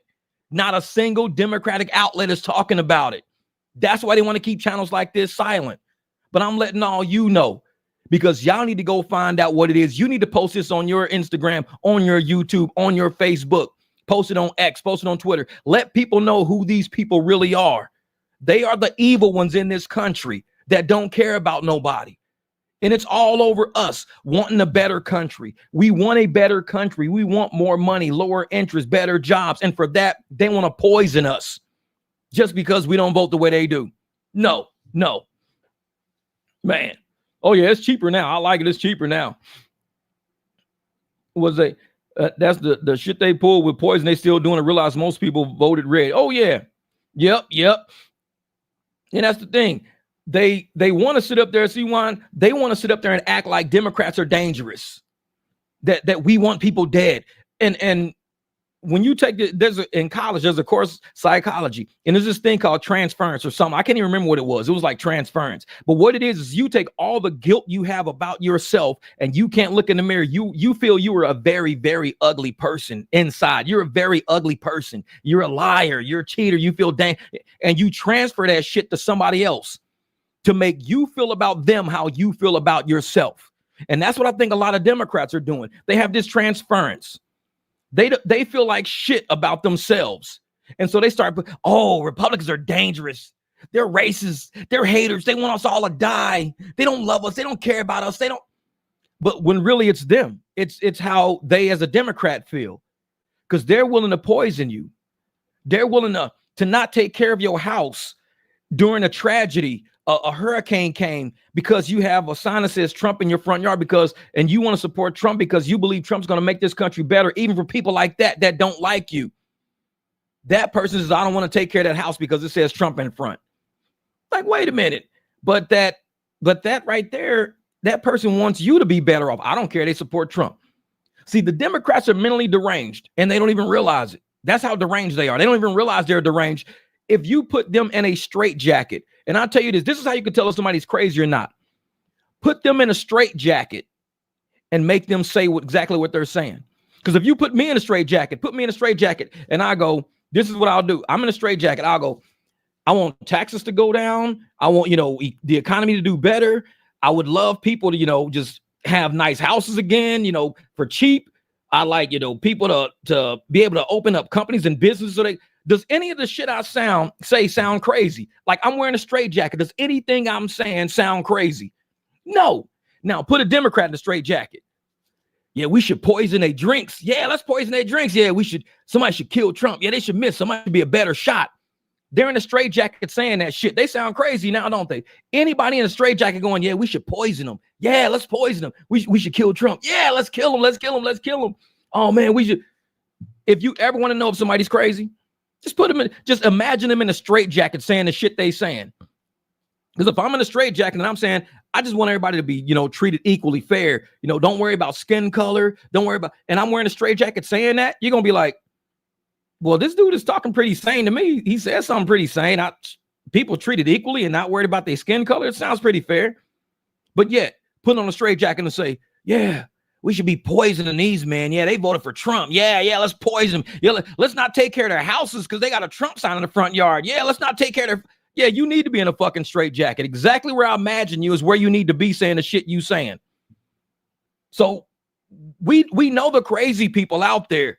You just got to imagine them exactly how they are. Imagine them in the straitjacket saying the shit they saying, typing the shit they're typing. Imagine it. Yeah. So you could just watch their reaction to real questions. You can tell who needs a straitjacket. Exactly. You can tell who needs to be in a straitjacket. I mean, I'm listening to people out there. I'm watching podcasts and live streams, and I'm sitting there like, wait a minute. This is like illegal. The shit they're talking about is illegal. Like William said, they're not crazy, just ignorant. And I would say that. I would say they're not crazy. They're just evil. I would say ignorant and evil because crazy would give them defense in court. They're not crazy. They could stand trial. They're not crazy. They could stand trial. They know they're evil. They know they're ignorant. I'm not going to say, oh, well, she's not mentally competent to stand trial. She's crazy. No, she ain't crazy. She's saying some crazy shit, but she's evil and ignorant. Basically, she could stand trial. Sorry. Well, the only reason why she poisoned him is because, he voted for Trump. Oh, man, she can't stand trial, man. She can't stand trial. She's crazy, man. She can't stand. No, she ain't crazy. She's just evil and ignorant. Put her ass in jail. These people know what they saying. Oh, yeah, Bitcoin is running up, man. I was talking about that earlier. I was talking about that earlier. It ain't brainwashed by the mainstream media, and the MSN is still working on to promote more violence. Oh, yeah. And that's the thing. You don't see any Democratic channel talking about this stuff because the entire time, this is what fucks me up. We see true danger happening right in front of our faces. People talking about poisoning other people. What have they been promoting for the past since Trump was running? He's a danger. He's a Nazi. He's Hitler. He wants to kill us all. He wants us all to die. Election ends. All these people talking about killing supporters, killing Trump supporters. These people talking about, making sure we don't have services we need to survive and stuff. I'm like, who is the true party of danger? Like, look around. Listen. Use your ears and listen. Not a single Republican is saying the shit these people are saying. They're selling it to you. They're trying to sell it to you. They're saying, hey, Republicans are this, and this. Have you ever heard a Republican say that? Trump wants to, make abortions illegal. What? He never said that once. Yeah. I'm like, they're selling a narrative. They're doing whatever they can to sell you onto something to make you think that this is how Republicans are. When we're watching them, we're just watching them. We're looking at them and just watching them. We're like, damn, this is fucked up. You guys are really like that? Really like that? I'm watching podcasts, black women like, you know what? We have supported the Democratic Party for generations. We have marched with the Democratic Party for generations. We've marched next to black men, black women. We've done everything we can do to support the Democratic Party. We're going to sit this one out. That's what they're saying after the election. We're sitting this out. We're not doing any protests. We're not dealing with the Democratic because they know they got bamboozled. Black women are finally waking up and realizing the Democratic Party it's not out for your best interest. They put people in your face who they thought had a fan base enough to be stupid enough. They put Beyonce people out. They put Meg Thee Stallion people out. They put Eminem fans out. They put Taylor Swift fans out. All these are mega, mega big stars because they thought, let us use your fan base to enrich our pockets. If we pay you, will you tell your people to vote for us? Because if we pay you and your people vote for us, we stay rich. Because if we don't stay rich, if we got to, go get other jobs, we're not going to have the money and power like we do. This is what the game was. Black women, a lot of black podcasters are like, you know what? We're done. We're done with the Democratic Party. We see exactly what they're about now. They're not about supporting black women. Because I'm going to tell you right now, Kamala Harris was the wrong choice. Even Nancy Pelosi said it. She said it without saying it yesterday on the podcast or the day before on the podcast. Nancy Pelosi said she wishes that Joe Biden would have dropped out the race earlier so they could have ran a primary. Was I not saying that all over Facebook? When they said Joe Biden was dropping out and Kamala Harris is the new nominee, did I not say they should have run a primary?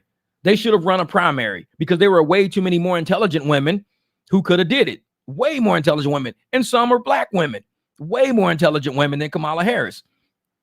Nancy Pelosi came out 2 days ago on a podcast, said the same shit I said 110 days ago. She said the same thing 2 days ago that I said 110 days ago. I am always ahead of the fucking curve over here. I'm not slow. I am not short bus by far. Nancy Pelosi, we should have had a primary. I wish Joe Biden would have dropped out earlier. Well, Joe Biden wasn't going to drop out earlier when you and the mainstream media and everybody else was saying, oh, he's totally competent. He can run for another presidency when people were saying during his presidency, as he was president, before the election was even talked about, he shouldn't run next year. Man, he shouldn't run. This dude is over. He's washed up. He's done. We were saying this in 2023. He's done. We were saying it in 2022. He's washed up. He's done. Man, he's not even a president. He's just reading a script. He's reading index cards and shit. We said this a long time ago. So for Nancy Pelosi 2 days ago to say, well, he should have just dropped out sooner. Democrats, idiots. How to sit up 2 days ago saying he should have dropped out sooner when Republicans were saying he should have dropped out 2 years ago. It's like Republicans know more than what the Democrats know about their own fucking people. We was making the play calls for them and they wouldn't even pick up the audible. We were like, hey man, get Joe out of there. We were saying that shit 2 years ago. Get Joe out of there. Get him out of there. And what were they saying? No, he's good. He's good. He's good. No, he's good. No, get him out of there. If you want to run against Trump, get him out of there. Dude can't run against Trump. Oh, he's good. 2 days ago. Oh, we wish he would have dropped out sooner. It would have gave us time to run a primary. And then she tried to back in and say, oh, I would have still chose Kamala. That's what she said. We should have still ran a primary, but I would have still chose Kamala. No, don't get me wrong. Whatever. She wouldn't have chose Kamala Harris's ass 2 days ago. I'm like, these people are like 2 years slow. Like their brains ain't even all together. They tried to run game on the American people, and the American people saw it, and we voted against the crew that was trying to run game on us. The whole Democrat ain't nothing but a crew running game on us, and we voted against that. That's all we did. We voted to benefit America in general. We didn't benefit only to help out Republicans. We did it to help out America, period. I don't care if you Democrat, Republican, short, tall, skinny, fat, straight, gay. I don't care. I voted to make sure you have a better shot at whatever you deem as being successful. But if your success is poisoning me, I don't want you to be successful. If your success is killing me, I don't want you to kill me. So I want you to be not successful. And a lot of Democrats have evil intentions against people. I don't want evil intentions to become success. If you want to kill Trump, I don't want you to be successful because then you're going to kill him. And that's an evil success plan. I want your success to be something that doesn't hurt nobody. That's all. Any American citizen out there who wakes up every day and just wants to work hard, wants to make money, wants to do something. That's what I want your success to be about. I don't care if you're a Democrat or not.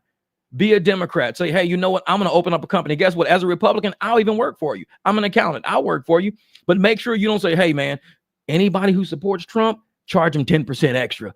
I'm not working for you, because now you're trying to gouge fucking people. Only people of a certain, you're only doing something against a certain sect. I don't like that, period. So if I say I want to be in an America where everybody has a fair chance, that's no matter what party you in. You need a fair chance at life. You need a fair chance at making it. The current economy that we were currently in, people were struggling. You got 2-3 families living on top of each other right now. But yet the government got all this money to give the other country, except to the American citizens here. I don't like that. I don't need government assistance, but I know Americans that do, and I care about those Americans.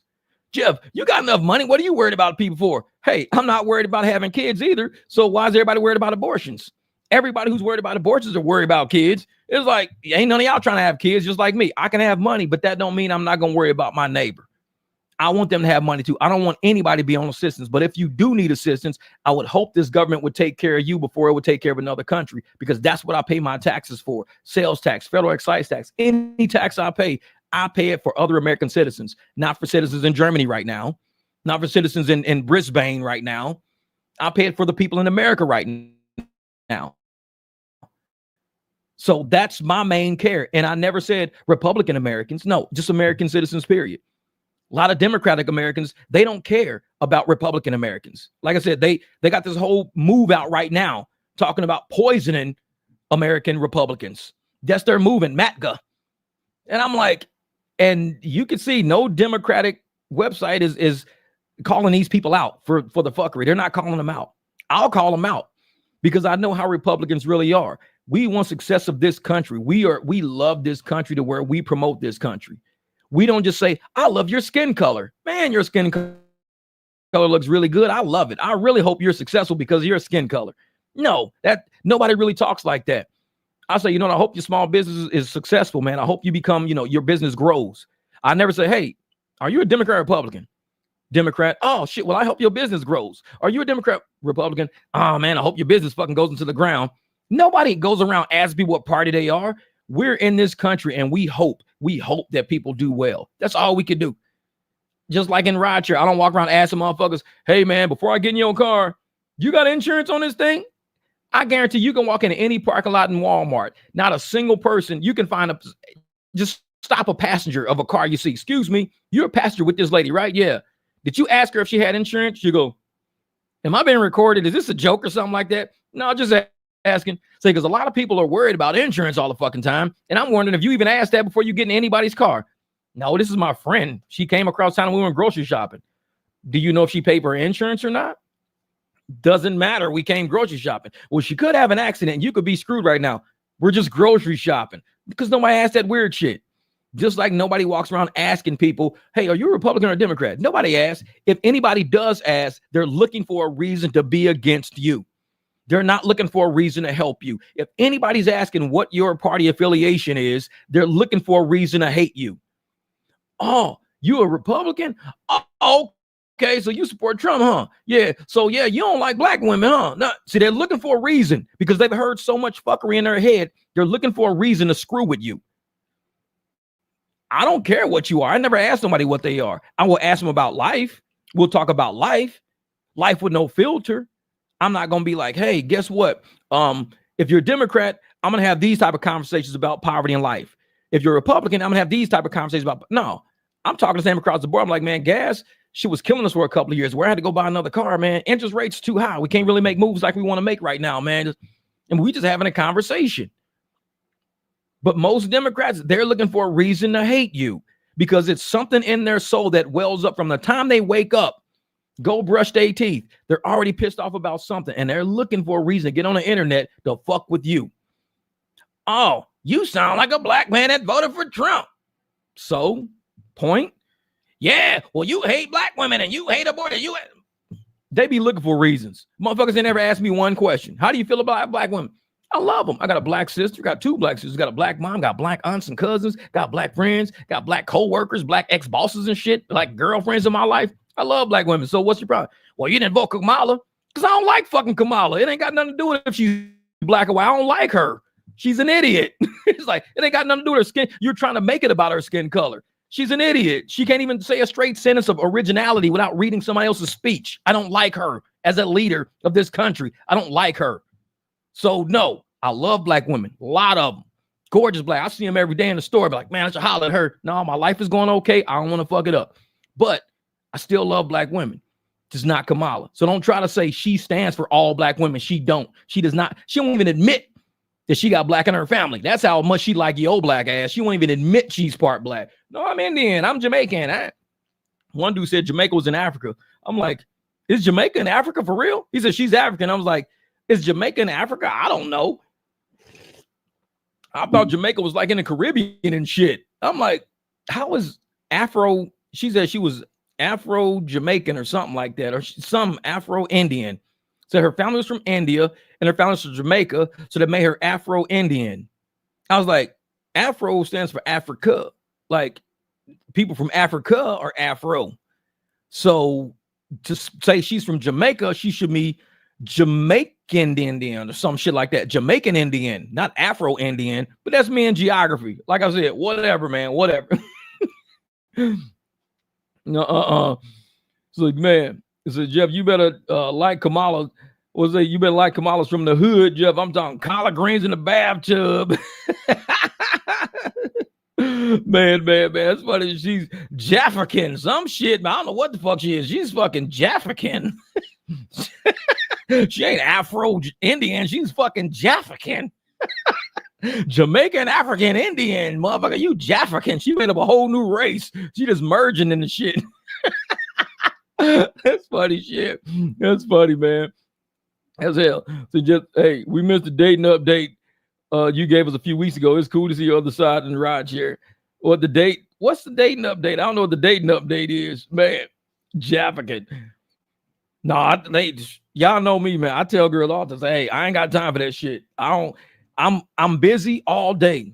If I'm not working on a car, I'm doing something. I don't have time for nobody fucking bother me. But hey, why you ain't texting me back, motherfucker? I don't text me back for 3-4 days straight sometimes because I just don't have time. I'm busy. If I'm in thought about something else, I could be on the phone with somebody. I got a lot of shit going. So I don't bother people and people don't bother me. I catch up with motherfuckers when I can. I just do. A lot of girls don't like that. They hate my guts. But I'm like, I don't give a fuck. People been hating me my whole life. Like I care. I don't like you because you never text me and call me. I don't give a shit. It's like, motherfucker, people ain't like me and hated me my whole life. I'm still here. It's like, I'm busy as a motherfucker. I got shit to do. Can you help me with something, motherfucker? It's like, shit. Oh, yeah. I saw the whole Candace Owens episodes with, she had all the names of all them people, man. Mama Burl, Grandma Barrel, and all those people, man. She had everything. Since you told us your dating situation, you said you enjoy your freedom now. I don't remember saying a dating situation. I don't remember that. That was probably from a long time ago, maybe. Shit. Oh, I was saying that, yeah, probably now, exactly. Because, I mean, last time I was married in 2019 is when my divorce went through in 2019. So since then, I've been like not really looking at ever getting married again. I just don't see that. And I know there's women out there who want to be that deep in relationships. And I'm not one of those guys that want to be that deep. I've been married a couple of times. I don't want to do that shit again. I'm okay with where I'm at. I'm okay with, we can go do lunch. We can, travel together, take a trip or something like that together, whatever this and that. But I'm not trying to do no shit. I'm not trying to meet, fucking all new families all over again. Kids and grandkids. Like, we're old enough now, motherfuckers got grandkids. So I got to meet kids, grandkids, all these fucking people. I just don't have the mental capacity for it because I'm busy doing other shit now. So I came like, hey, Jeff, next week we got to go here and we got to go there. We got to do this. We got to do that. See, I don't got to do that. All I got to do is wake up. That's it. Wake up and do what I feel like doing for the day. Once you get into a relationship, you have to be considerate. You have to consider this other person's life that they may want to share with you. They may want to share the fun times they have at their cousin's house every Saturday. They may want to share some fun shit. So you've got to be considerate and say, I want to date and I want to share your life with me and share yours and share mine with you. You have to be at that point. I don't really want to share nobody's life with them. I don't, because a lot of people got a lot of fucking problems and I don't want no problems. I have no problems. I'm good. So it's like, I don't have to. Did the homeless guy eat his dog? I don't know. So I'm one of those people that like, I don't want nobody's problems and I don't want to give mine to nobody. If I have issues at this point in my life, I already know how to work through them. I know how to do it. But some people, they want to meet you because they can't handle all of their issues. They want to pawn some of their problems off on you, whether it be debt, boredom. They want to pawn that shit off on you. oh man, I'd be so bored sometimes. I should just date somebody because I'm bored. No, if you bored, then you need hobbies. Hobbies take up time when you're by yourself. My hobby is my garage, motorcycles. Those are my hobbies. My hobbies are pretty expensive, so I don't have a lot of money to do other shit anyways. But if you get to that point, you don't really want to share your piece. You don't want to give up your piece. You give up your piece, you lose who you are. My piece is just me being me. I can't be nobody else. And trying to join teams with somebody and becoming more of what they want me to be is not going to happen at this point in my life. I already know who I am. And I enjoy myself. You know what I'm saying? Like I said, I'll take a girl out to lunch, dinner. We can go on a ride. We can go have fun, you know, this and that. But when it comes down to say, hey, I need you to, no, I am who I am. It's like, Jeff, I need you to, no, I'm good already. You don't need me to do shit, really. It's like, you might want me to do something. You don't need me to do shit, for real. It's like, just wake up, enjoy your day. I'll see you when I see you. So that's why I don't date. I just ain't got time for that shit. I mean, I'm too easygoing. And that's my problem. Some guys are very, jealous. And they want to tell this girl what to do, where to be, what to wear, who to hang with, who not to hang with. It's not me. I've never been like that, man. I'm like, whatever. If the people are going to be who they are, whether they're around you or not. So just let people be. And if you fit in, then get in. If you don't, just don't fuck with it. Exactly. If you bored, get you a seeker, motherfucker. Go find you. At the Humane Society, it's a lot of dogs out there that will take up a lot of your time. Seeker's one of them. He's probably out there right now giving these dogs hell right outside the door. They're probably like, damn, Seeker, you quit biting my ears, man. Yeah, I got to get to it. Like I said, I've been working on, a lot of garage stuff, getting cars lined up, getting things together. And pretty like this week, once the mail didn't hit yesterday. Once it hits today, a lot of shit's going to happen. So I got to pull a couple of cars out, pull 2 new cars in. I got to, clean everything up to how I want it clean before I even start the process of rebuilding these next 2 transmissions. So I got a lot coming. It's going to be a crazy week. I probably won't even work this week at all. And it's good because I'm doing this before Thanksgiving. Now, last Thanksgiving, we know I got ripped off. I made I think it was like $16 on the Friday after Thanksgiving. I made like $16 because the apps wasn't paying no type of surge, no nothing. I made $16 on Friday after Thanksgiving. So if they're not paying this year, at least I'll have cars to work on. So I could work on cars instead of being out in the streets fucking around. And like I said early in the live stream, if you're from New York, you better have a plan B. I've had other live streams on here about how to make, and I even did a video about other streams of income and how to get other streams of income. If you're not going to the Goodwill and doing resales, if you're not going to yard sales, if you're not getting on eBay, if you're not selling stuff on, other websites like Craigslist and things like that, you're missing out on profit opportunities. So if you don't miss out on profit, if you're missing out on profit opportunities, the moment rideshare cuts you, because in New York, they'll be cutting people. When they cut you, it's it. It's a wrap. It's done. And you better hope you have some way to make other money other than turn an app on. Because you're going to turn an app on, that shit going to say, can't go online. You better be like, well, since I can't go online, I'm going to go ahead and start doing what I normally do on Saturdays. I'm just going to do it today. And you start making your money how you normally make it on Saturdays, whether it's garage sales, Goodwill shopping, putting shit on eBay, listing things, buying, reselling, whatever. This is, man, do you have an oil change video? I think I got an oil change video. I might have one of my repairs and maintenance. No telling. I've done so many oil changes in my life. Maybe. They're too easy, though. Oil changes are too easy. So it's like, it's in the video somewhere, man. You got to look at my repairs and maintenance videos. There's probably 100 videos in there of all different types of shit. Whenever I work on a car, especially if it's something I've never done before, I'll throw it in there. I do a lot of work on my shit that I don't even put in there because I've already either put it in there a long time ago or it's just something that it's too many videos of it anyways. Just like, yeah, it's too many videos of this online. It's a gazillion. Because sometimes before I make a video, I'll go, has anybody done a video on this? I'll pull it up. Like, damn, there's only like 7 good videos on it. The rest are like shit videos. Okay, I can get in. But if it's like hundreds and hundreds of really good videos, those creators are doing well. It's like, I don't tread on them. I was like, cool, they good.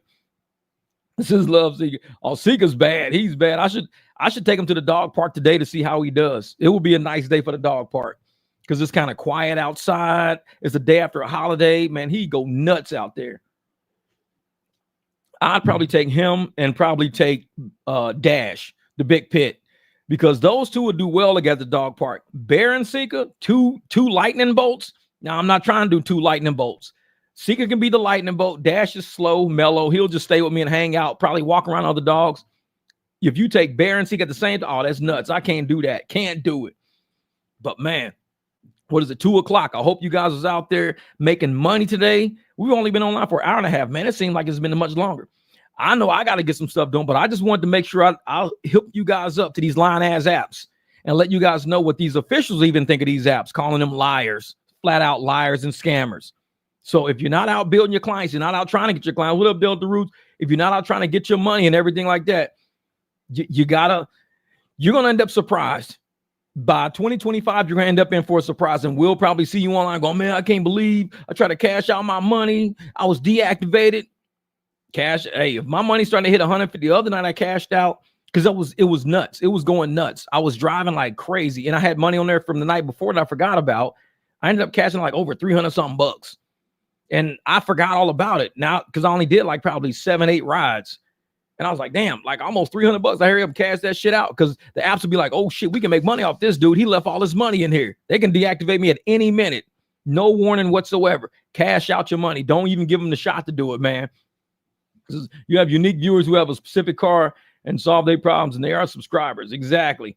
The people on my Jeep videos, a lot of those people subscribe on a Jeep because I did a lot of Jeep work because I basically bought that Jeep bone stock, and I did a lot of work to get it to where it is now. My other cars are basically stock. I only do maintenance on those. I don't really do a lot of upgrades and mods.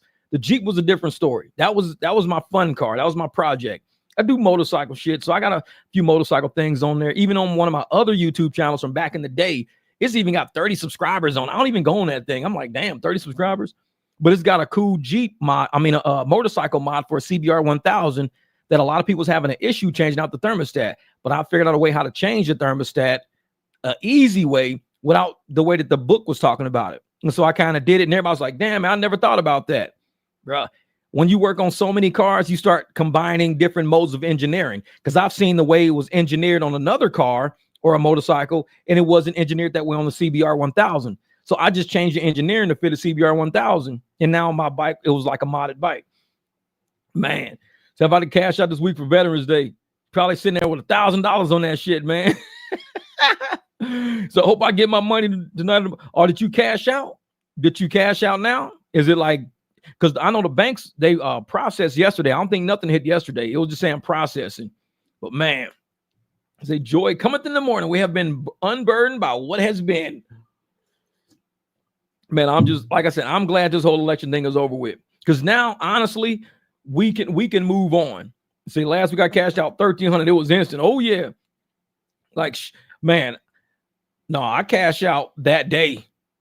Because if you wait to the end of the week, how do you not know somebody can just report you for some random shit, like dumb shit? And then you try to go on there and your money's gone.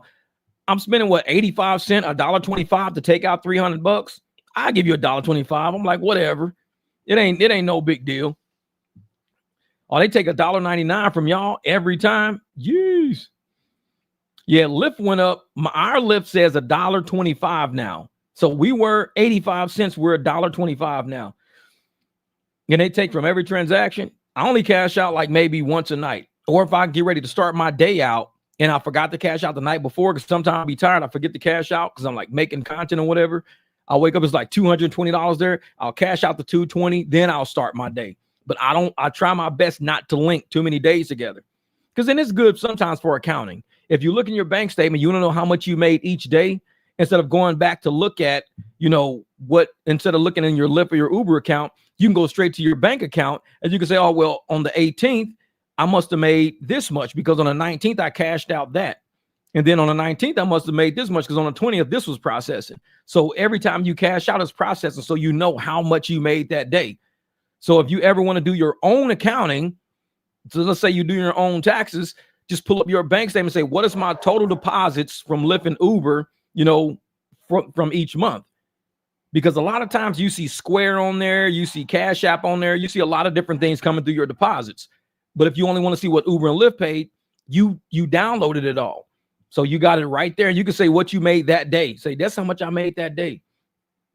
Oh, yeah, $1.25. Yep. So you got a notebook. Yeah. But not only with a notebook, you can put it actually in like Microsoft Excel and just put like a date on there. So at the end, just hit the sum button and it sums everything up. The whole page will just sum.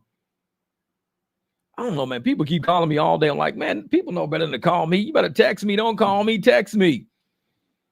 Because a lot of times I want to answer the phone because I'm busy. I listen to music a lot. I'm always doing things. I'm always busy. And people will call me and they know I'm one of the busiest people on earth. And they'll call. They're like, yeah, man, I've been calling you for 3 days straight. I'm like, yeah, I see it. I'm like, motherfucker, I've been busy. I see you calling, but if I'm in the car listening to music, I can't stop listening to music because I'm like writing a good part of a good song. Text me, say, hey, man, hit me back when you get this about and tell me what it's about. Because you say, hey, call me when you get this. I probably won't call because I don't know why I'm calling. I don't step into nobody's fucking problems. Hey, man, call me when you get this. Nope, hell no. That to me is a bad sign because I've been executive for a long time. Always tell somebody what it's regarding. If you tell somebody what it's regarding, you're more apt to get a call back. If you don't tell somebody what it's regarding, they're going to stall because nobody wants to pick up the phone and inject themselves into a fucking problem. So it's like, nah, I'm not calling nobody. I'll wake up. I'll make breakfast. I'll eat this and that. And I know a lot of us, people be like, man, I got this client. I need this client. They'll call me if I won't answer. But that's cool because we got a bigger team. So they could just call somebody else that will answer. That's just what it is. But if somebody tells me, hey, Jeff, man, I got this client. Hey, I'm going to call you in about 5 minutes or 2 minutes, 3 minutes. Then I know to pick up for a client. But if I'm just cruising and I'm listening to music, I don't want to talk on the phone for an hour because I'm listening to music right now. The Jeff did like Kamala. I don't answer shit. I'm like, no. People call my phone like, nah, because it's just, and especially if it's not already registered in my phone, I definitely ain't answering that shit because I have no idea who it is. It's like they can leave a text message, tell me, hey man, this is such and such. Yeah. So one of my homeboys always call me when I'm driving. And it's funny because a lot of times people will call or they'll text and they'll just start talking. Like I have no idea who these people are. They'll be like, hey, this. They'll just have a full-blown like text message. They'll never introduce themselves like, hey, this is such and such. When I text people, if I've never texted them before, or if I'll sporadically text them, or I don't text them until every blue moon, I always say, hey, this is Jeff. Because I don't know if they got a new phone. I don't know what the fuck's going on in their life. So I'll say, hey, this is Jeff. And then I'll start my message. People be talking to me. They'll send me a text message. They'll be just talking like a motherfucker. I'll be like, I don't even text them back. They'll be like, yeah, Wednesday, if this and this and this, they'll have this full-blown conversation. And I won't even reply to it because I don't know who it is. I'm like, it could be a wrong number. It could be anybody. It could be spam. Like somebody trying to, just to get me to reply back. So they got my phone number and they know who I am. I don't know who these people are. I'm like, hey, did you do something on Wednesday? Are we still going to do this on Wednesday? Don't reply. Don't be like, who is this? Don't reply because they should have said who they were from the get-go. That's Williams. I listen to podcasts. Yep, me too, man. Me too. Oh, yeah, Fortune. I was in a Hum meeting this morning, actually. They're doing very well in Tucson right now. They're down in Tucson, jamming in Tucson. They still do well in Phoenix. They're doing very well in Tucson. So they're kind of spreading out so we can get that airport traffic. If we can get that to and from Tucson with the airport going, it's a wrap. Uber and Lyft will never have a driver doing it. Everybody's going to be doing it on Hum because Hum will pay you better because they pay you the minutes and the miles. Uber don't. All they pay you for is an upfront cost to see if you're a sucker enough to take it. Hum is going to cover you. And if it's, let's say it's 100 miles and you're getting $1 a mile, your minimum is $100. But they're also paying you $1 for every 4 minutes because you get like 25 cents a minute. So every 4 minutes, you get another $1. So in 60, that's 15. So you get another 15. So you're already at $115 just on drop. No, more than that because it's like 25 cents a minute for an hour. Yeah, it's about every 4 minutes. Yeah, about 15. No, 60, I think. Who knows? But you got, it's about $15. So you got $115 from that. And then you get the pickup fee. So you're already at $120 for the trip if it's only 1 hour. You're already at $120 for that 1 hour if you're going 100 miles. And then you also have the money from Uber. Well, Uber's going to pay what? Like $60, $70 for that same trip. So you're already $50 up. So you're $50 up doing it on Hum versus doing it on Uber. The exact same trip, but the customer is paying the exact same amount, if not less on Hum. So if the customer is paying less on Hum to go to Tucson, you're getting more to take them to Tucson on Hum. Then it's common sense. Why would I do it on Uber? Just put it on Hummus. When I say, no, I just want to leave it on the app. I want to leave it on Uber. Then I'm not taking you, because I could put you on the exact same app, get you down there. I get paid more. You pay less. And you telling me, no, I just want to leave it on Uber. Then leave that shit on Uber. Good luck. It's like, I'm not going down there for fucking $60, $70. Hell no. When I can make about 130, 140 and you paying less, if not the same. Like, some people just are not, they're mathematically challenged. I'm like, you should be okay with going to another app. If you're getting the exact same driver, the same Social Security, my same driving skills, and you're paying less and I'm getting paid more, and you telling me, I just want to leave it on Uber. For what reason? Do you want to see me make less and you want to pay more just to say you did it on Uber? Get the fuck out my car. Yeah, that's the thing. They got a whole lot of, say the point with Hum is the app is not stealing from you or the router. Yep. That's the thing. Even for them to come to Florida, like I said, they got to really get the markets jumping out here. When they get the markets jumping and they get the financial backing to go to another state, because they're in Idaho too. Because I think Idaho did 40, 50 rides this past week or something like that. Up in Idaho, they did about 40 or 50 Hum rides, because it's all about the legislature. It's not about drivers, what drivers want. It's about the legislature and what allows certain apps to enter markets. There's barriers to entry. Now, if Florida, California has a high barrier to entry. If you got Florida, California, Colorado, Mississippi, Alabama, you got all these different states with barriers to entry. And because Hum doesn't just have an unlimited amount of cash, they can't just go to the highest. They can't just go to California because California has a high barrier of entry.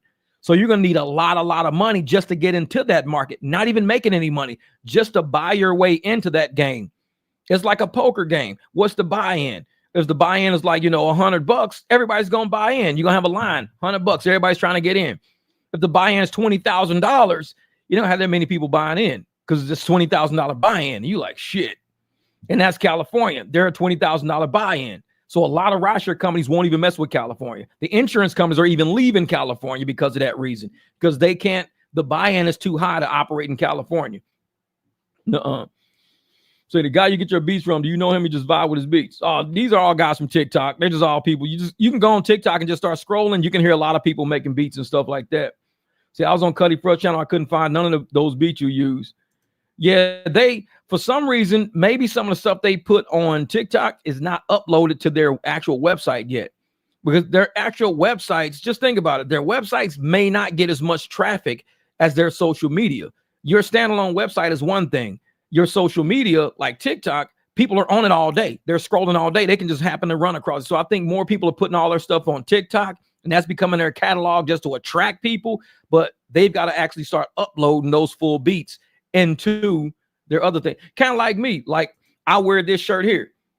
I wear a lot of shirts on YouTube that you don't see on my website because I haven't even uploaded them to my website yet. I got pictures and everything. People can buy them, but normally people will Cash App or Venmo me. Hey, Jeff, man, I want that Get Your Money shirt. Cool, no problem. But you got to pay me directly for it because it's not on my website. A lot of us don't. Yeah, we don't. Our social media doesn't link with our websites like in real time. Yeah, I only got TikTok. Yeah, I didn't have TikTok for the longest time, dude. My son, my little one, got me involved in that shit. I didn't have it for the long. I said, dude, I don't have time for fucking TikTok. I really don't. It's crazy, man. This is nuts. Somehow, I'll do a video that should have like 40,000 views in like a day. And these are not short videos. Like, some of them are a minute, maybe two. Some are 3, some are 5, 6. I got videos, 5-6 minute videos, 500,000 views on them things.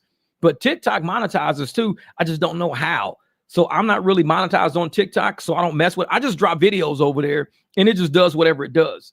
And TikTok is always like, hey, you should go live stream. You should do this, get live on TikTok. I might go live on TikTok one day, but pretty much I'd rather, stay with what I'm used to for now, because I'm perfecting my craft on YouTube. Once I get on TikTok, that shit's global. That shit's crazy. So once I go on TikTok, I got about the same amount of followers on each. But the difference is I feel I got more views on TikTok than I have on YouTube, but I get monetized on YouTube. I'm monetized on TikTok. I just don't know how to do it yet. But another thing is I'm not even on TikTok that much. And my subs are the exact same as on my YouTube. And I got 1,000 videos on YouTube with like 11,000 subs or 12,000 subs. I only have like maybe 50 videos on TikTok, and I got the same amount of subs with way more views. So it's like, it's way less work on TikTok to get the exact same shit of what I got on YouTube. So I just got to figure out the monetization of TikTok, because people on TikTok, man, they be like, bro, they be buying motherfucking Lambos, Ferraris and shit. They say, dude, the money TikTok pays you, and it's got a lot to do with merchandising, because you're merchandising for people who already got the products and everything. Like, you don't have to have the product. You just got to make sure you got the product in your video sometimes, and people buy those products. So you can get off one TikTok video that you drop, man, you can make, $200,000 based on how many views you get, because you're getting monetized from TikTok, but you're also getting revenue from you selling stuff that's in your video, up under your video. People be making bank. I just don't get it yet, man. I don't get it yet. So it's like, I drop videos over. I just don't mess with it. It's like, yeah, TikTok, man, it's like Uber and Hum. Yep. YouTube and TikTok is like Uber and Hum. And TikTok is a massive website that's worldwide, but it takes so much more to understand how to do it versus YouTube is easy. You can upload a video.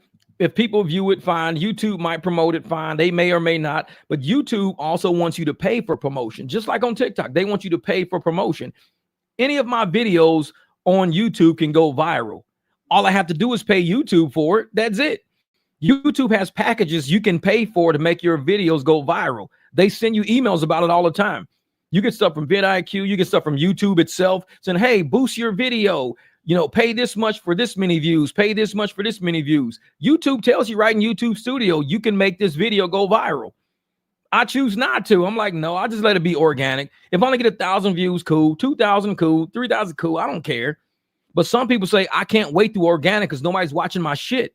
So what they do is they'll go and pay for video. They'll pay for the exposure, and YouTube will shoot it out to everybody because you just paid them all this money. And if people like you, they'll sub you. If they don't, then they don't.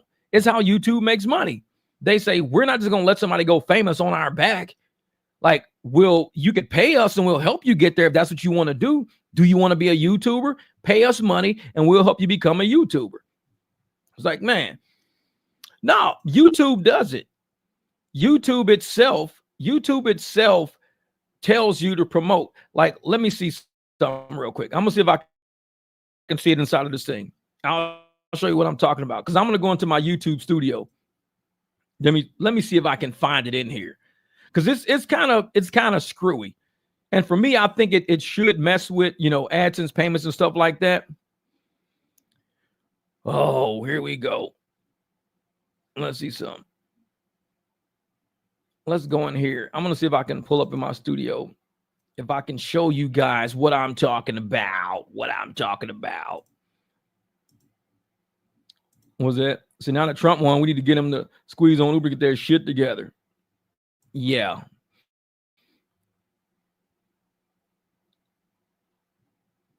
Okay. I don't want that one. Not that one. Not that one. Where is it at? It's something in here. There's something in here that'll tell you how to. Let me see. Is it in an analytics? Maybe is it in analytics? Let's see. Nope, it's not there. Because I'm going to show you guys what they mean. They give you great ideas for their next videos to inspire you, what people are looking for. Oh, where is it at? I can't see.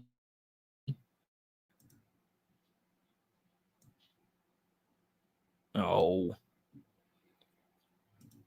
Yeah, I can't find it now. But when it pops up, then I'll show. I swear I'm going to try to screenshot it one time and show you guys what it is. Because what YouTube does is they want you to be successful on YouTube, because if you become successful and you can sell products and do stuff like that on your channel, then you essentially become a successful YouTuber, because you're selling people's products and promos and stuff on your channel.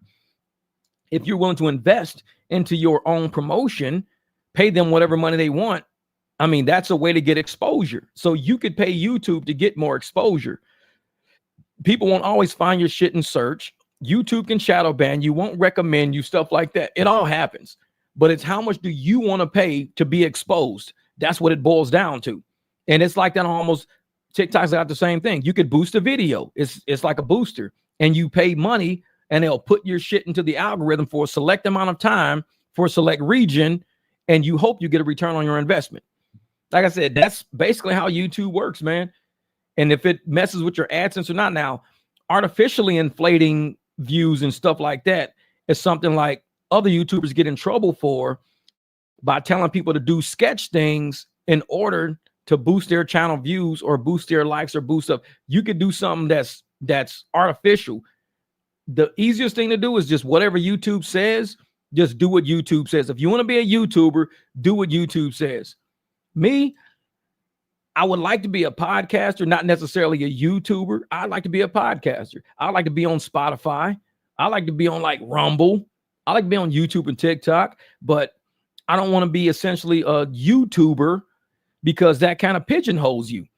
Because there's a lot of channels out there. Like you could actually be on X. You could be on any platform you want to be on if you're an independent podcaster, not necessarily one of YouTube's prime products. I don't want to be one of YouTube's prime products because they're kind of like, what if I was a Facebook prime product? And Facebook, Mark Zuckerberg, he was admitting that it was a sham platform that was shadow banning people and doing shit because of their just points of views. In a country where we say your points of view, you have a right to speak your point of view. I don't know, man. I just don't like being a part of sham fucking organizations, man. That's why I quit corporate. I do not like sham. If you can be real, you could be 100. I'll fuck with you, yeah. But if you're a sham and you're running games and schemes on people to get something out of them, I probably don't want to really be a part of it. And see, I think that's what happened to Kamala Harris's campaign. Everybody was part of something. Now everybody's backpedaling, going, well, I didn't know. I had all these people donating money. I didn't know that she was doing this with the money. I didn't know. Everybody's backpedaling because they were all happy. Oh, I'm part of the Kamala Harris's campaign. I mean, they're calling me. I'm helping them. We're getting money. We're collecting money for her. And now they all on, well, we didn't know she was using money for that. My boosters are upset. My donors are upset that everybody's backpedaling now. I've been in corporate long enough, and I know when you got shady ass people running things behind, you become the face of their shadiness. You become the person they look at when shit goes downhill. So it's like, I don't want to be a part of this, man.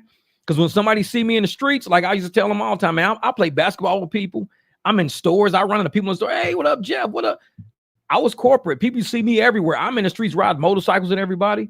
So I don't want to be the face of corruption if I'm in the public all the time. I don't want to be that dude. So I had to back away from it. I just do my own thing. I could do bad by myself. If I want to screw my own life up, that's one thing. But to have other people doing screwy shit and to use me as the face of it, nah, I'm cool. Because that can mess up your potential for a lot that can go on in this world. And I don't want to be a part of that. I mean, look at Tulsi Gabbard. Tulsi Gabbard, she walked away from a Democrat. She was one of the first major people to walk away from the Democrats. Now she's going to be on Trump's transition team. This lady was a Democrat like a year or two ago. She was a Democrat. And she realized the shit that was going down in that party way before Trump was even running for office. She realized something was going on. She says, I'm out of here. I'm getting the hell up out of here. And now look at her. She's about to be deep into the White House, not just a senator, not just a congressperson. She's about to be deep in the White House. That's what happens when you take yourself away from shady ass shit and you just back away from it because you don't know an opportunity might pop up down the road that you want to be, involved with. So I walk away from a lot of shit because I see the direction it's going in. I just know I'm cool because I'm experienced. I already know life is long. Things will work out. Not a problem. So I'll walk away from it. What up, Dems? What's good? So I'll walk away from it. And now you see all these other people out there are finally leaving the Democratic, playbook. They're leaving the Dems. And what are happening? They're all trying to get involved with the new campaign now. And it's like, RFK Jr., he left the Dem party too. He left a long time ago because he saw what was going on. What is he doing? He'll be involved in this new Republican team. When you can get people from different ideologies, you can get independents like RFK. You can get, former Democrats like Tulsi Gabbard, all working on the same government team. It took a Republican to put this team together. He didn't just put a team of historic Republicans together. He put a team of people who were historically Democrats who saw the light and was like, you know what? We know their side of the playbook and we know that they shit don't work. Let us work with you to get this country back on track. They're not even Republicans. Tulsi wasn't a Republican. She's still not, I don't think. She just admitted, or she just gave herself to the Republican Party like 2-3 months ago, but she was a Republican before that. RFK, he still is an independent. So when you can take somebody like Democrats only choose Democrats to do Democratic shit. That's it, because it's plantation mentality. You got a Republican who's choosing people outside of the Republican Party to be in his administration. That shit's historic. And people are like, why would you just choose another Republican, man? Why would you choose people who aren't even Republicans? Because Trump doesn't care if you're Republicans or not. Do you want to fight for this country? Do you want to fight for the people in this country? Cool. Then Tulsi, you're on our squad. RFK, you're on our squad. But they're not Republicans. They don't have to be. They're willing to stand and tell the truth to the people. They're telling the truth to all these people over there. So if you're willing to tell the truth to all these people that are voting for us, you're on my squad. You're on a Republican team now.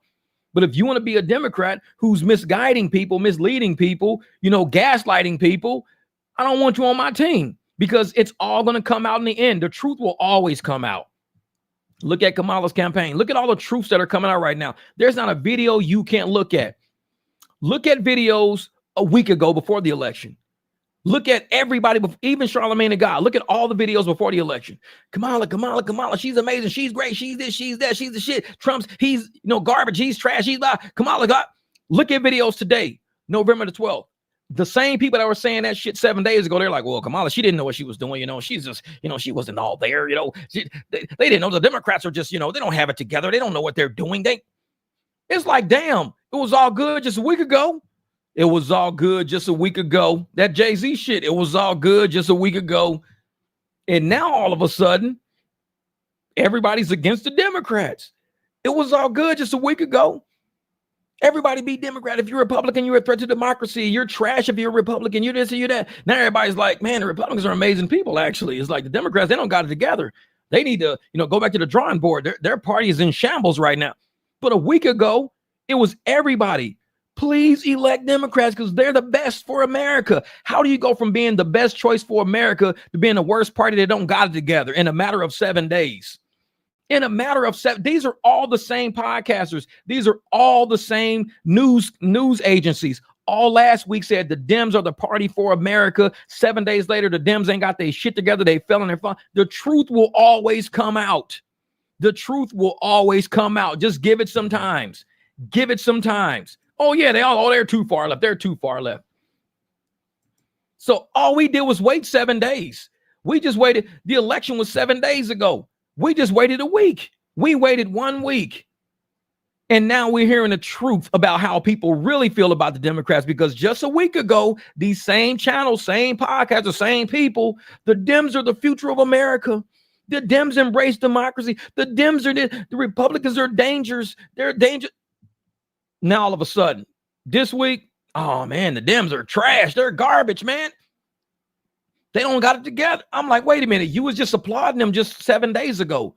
Just 7 days ago, you said they're the best thing that ever happened to America. 7 days ago, they were the saviors of America, saviors of our economy, saviors of everything around us. Just 7 days ago, now you on a podcast saying you don't believe these people are even real, that they're fake, phony, buying politicians. They're buying celebrities. You talking all this shit about them in a matter of 7 days. This is why I'm like, man, you can't trust these people, man. You can't trust these people. Because just think, a week ago, they were saying everything opposite of what they're saying. Look at any video you can find on YouTube about the Democratic Party. The donors don't have faith in them. Other politicians don't have faith in them. Citizens don't have faith in them. Podcasts don't have faith in them. News agents don't have faith in them. But a week ago, they was all going to elect them. How you going to elect motherfuckers you don't got faith in? Because you saying how you really feel about them now. Now that everything's been exposed, now you saying how you really feel. Not once did they say, that was a good one, man. We lost a good one, man. Kamala was a good one there. She would have been so amazing for America, man. I just, you don't hear none of that kind of talk. It's all about how just decimated and destroyed and destitute the Democratic Party is. That's all you hear about right now. That's all you hear. And these are the same people who last week was telling you to vote for these people. I'm like, man. Yeah, Nancy was a hero. Now she's the villain. All in a week. They're mad. All in a week. All in a week's time. They were up here. Vote for these people because they're going to do you right. America needs them. America needs these people. Now this week, They're trash. They're garbage. I'm glad they're not elected. You know, they're the party of failures. I mean, we should have had a primary. We needed somebody else. I don't know why they chose to come out. I mean, I'm like, wow. 1 billion campaign, now 40 million in debt. I know they were 20 million, so now it's risen to 40 million. Damn. But I will say this, because somebody did make a comment in my comments on a video saying how Trump, his party, is also in debt too. Trump's not in debt. Every politician, this is what they do. Y'all remember Tiffany Henyard? Does everybody remember Tiffany Henyard? Let's start there, because I'm gonna start the story the easy way. Remember Tiffany Henyard? She was the Dalton mayor who inflated all of her police force's salaries to bilk money from taxes and to bilk money. That's what Tiffany Henyard does. There's been other people like that all across the boards. If you type in Google, police department inflates salaries or inflates hourly rates or, you know, this and that, it happens everywhere. It's gouging. And they know they can do it. When people hold political rallies, historically, certain police departments and EMS services have gouged the campaigns because they will overinflate their books to get money at a time when they know we can get money out of this campaign. We just say we had this many officers. So what do? They audit the books. Campaigns like to audit the books of the workforce, because you remember Tiffany Dalton, she was paying $13,000 for a dude's 2-week salary. A cop making $13,000 every 2 weeks. This is on record. $13,000 every 2 weeks. This dude was working 24 hours a day, every day. It's like, how are you working 24? You sleeping, getting paid. It's like, so what do? They audit the books. Every campaign historically has left cities and has left balances in those cities with services that help with parades, services that help with, you know, campaign rallies, services that help with, you know, just showing up and speaking. Cities have always had a balance, and a lot of those cities have to balance it within their budget. If they don't balance it within their budget, that's how they end up getting audited by the campaign, or people who request more information and just getting a bill for $200,000. Hey, you owe us $200,000 for what? Because you came and gave a rally and we had this many officers and we did this, and you don't really know that. So they audit it. They don't know these people. If somebody just walked up to you on the street today and handed you a bill for $1,000, wouldn't you question it? Or would you just pay them $1,000 because they gave you a bill? This is, hey man, here's a bill, $1,000. Well, you'd be like, wait a minute. I dropped my car off with you for a car wash and oil change. And now you guys are telling me you did all this shit and you inspected everything. Let me first look over my car, because I didn't ask for all this. This is a lot of money. Campaigns are the same way. They look over everything. What up, Rod Chair? My man Steve. They look over everything. So every campaign historically has left a balance of $10,000 here, $20,000, $200,000, $115,000. Each campaign in the history of, they've left little bills everywhere. Who's left a $20 million bill anywhere? Nobody has ever left a $20 million bill. Nobody has ever done that, ever. Nobody has ever left a $20 million worth of bills hanging after a campaign. It has never happened. 10,000, 100,000, 200,000, cool. But that's all campaigns all over the place. That's like all little cities they got to pay back, just bills they're still covering or whatever. 20 million, and now you're saying 40 million?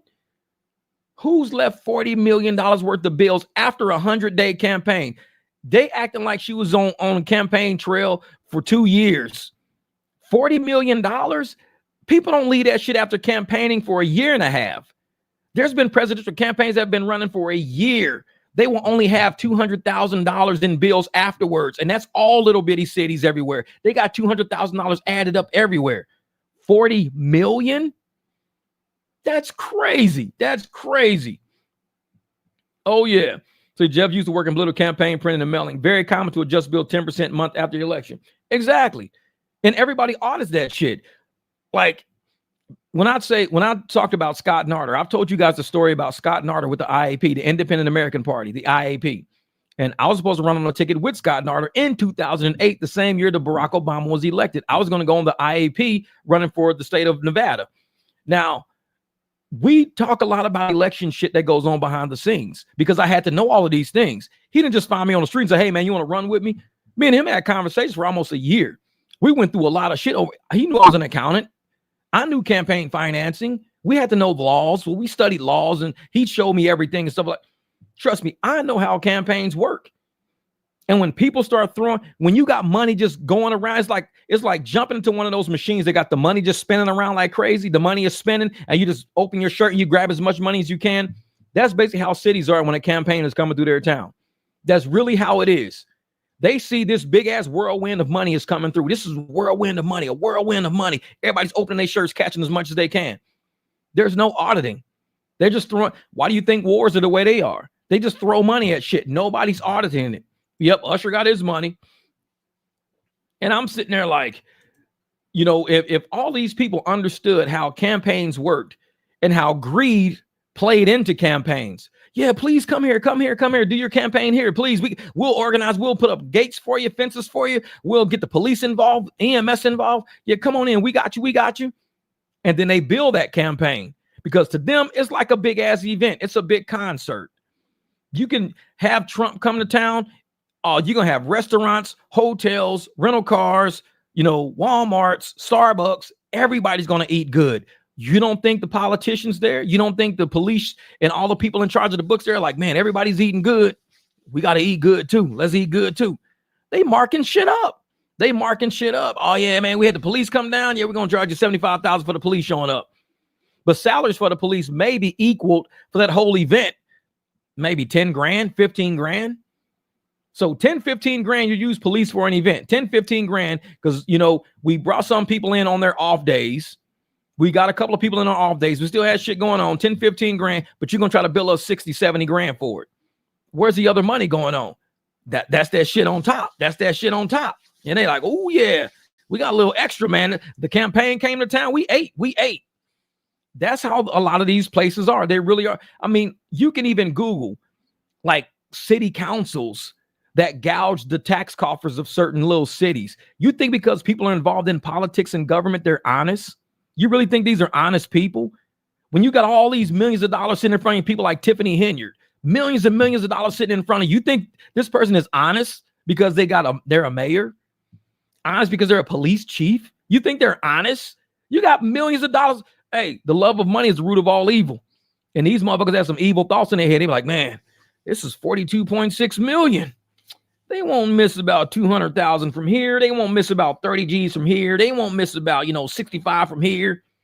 These people are evil. So when you get people in all these political places and you see them seeing rallies coming to town, you see all these people. Oh, trust me, everybody's licking their chops. Trump's coming to town. Oh, yeah, hotels finna go up.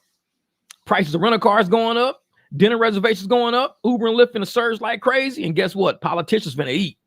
Politicians like, hey, man, make sure this is the early Christmas gift we needed. Trump's coming to town. We got to make at least 65,000 off this event profit. We got to make about 30,000 off this event because this is how we're going to balance the budget. When Trump comes to town, we got a shortfall in the budget this year. We're short by 200 grand. Make sure we bill out at least 315 grand. That's all we got to do. Bill out about 315.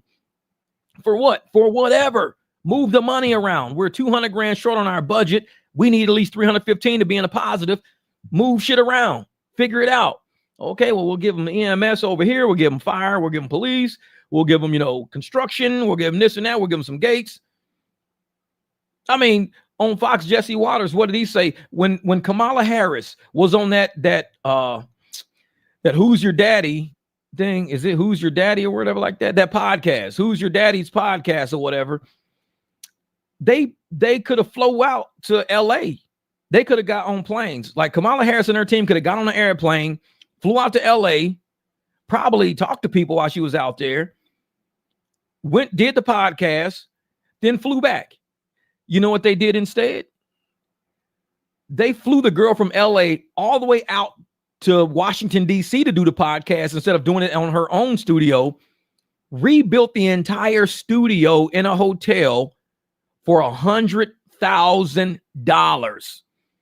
They spent they wouldn't have spent 100 grand on airfare back and forth. $100,000 to rebuild that Who's Your Daddy podcast studio out in Washington. And then Jesse Waters on Fox had me cracking up. He was like, man, I could have did that shit for you for $6 grand. He says, all you got is a coffee table, a couple of chairs, and some bookshelves. I could do that shit for you for $6 grand. I was rolling laughing. Jesse Waters on Fox, man. If y'all have never watched Jesse Waters on Fox, dude He is like a comedian without even being a comedian. He's one of the newscasters there. This dude will have you in tears because he is so straight, just matter of fact. And he knows he's saying some sarcastic shit, but it's so funny because he just got that personality to where when he says it, it's like Trump speaking. The shit's funny as hell because he is so matter of fact. Yeah, $1 million set. Well, I heard it was $100,000 set that they said somehow they rebuilt it for $100,000. They spent $100,000 rebuilding that set. Man, that's just funny. I love watching Jesse Waters. He cracks me up, man, dude. Jesse Waters, he just comes out of left field with some shit. I guess him and his mom or his mother-in-law, I guess she voted Kamala Harris or something. His mom voted Kamala Harris. And so he's giving her shit all the time. So they go back and forth. And just the jokes he be saying about what he says to his mom and what she says. He said she invited him to Thanksgiving because she voted for Kamala Harris. She invited him to Thanksgiving. And he was like, no, I'm good. I'm just going to go do a Black Friday sale. I was dying laughing. I was like, this dude is wild, man. He's wild. He said his mom invited him over for Thanksgiving. He says, no, I'm just going to go do a Black Friday sale. I'm good. Thanks. I was like, Jesse, you wrong, man. You wrong.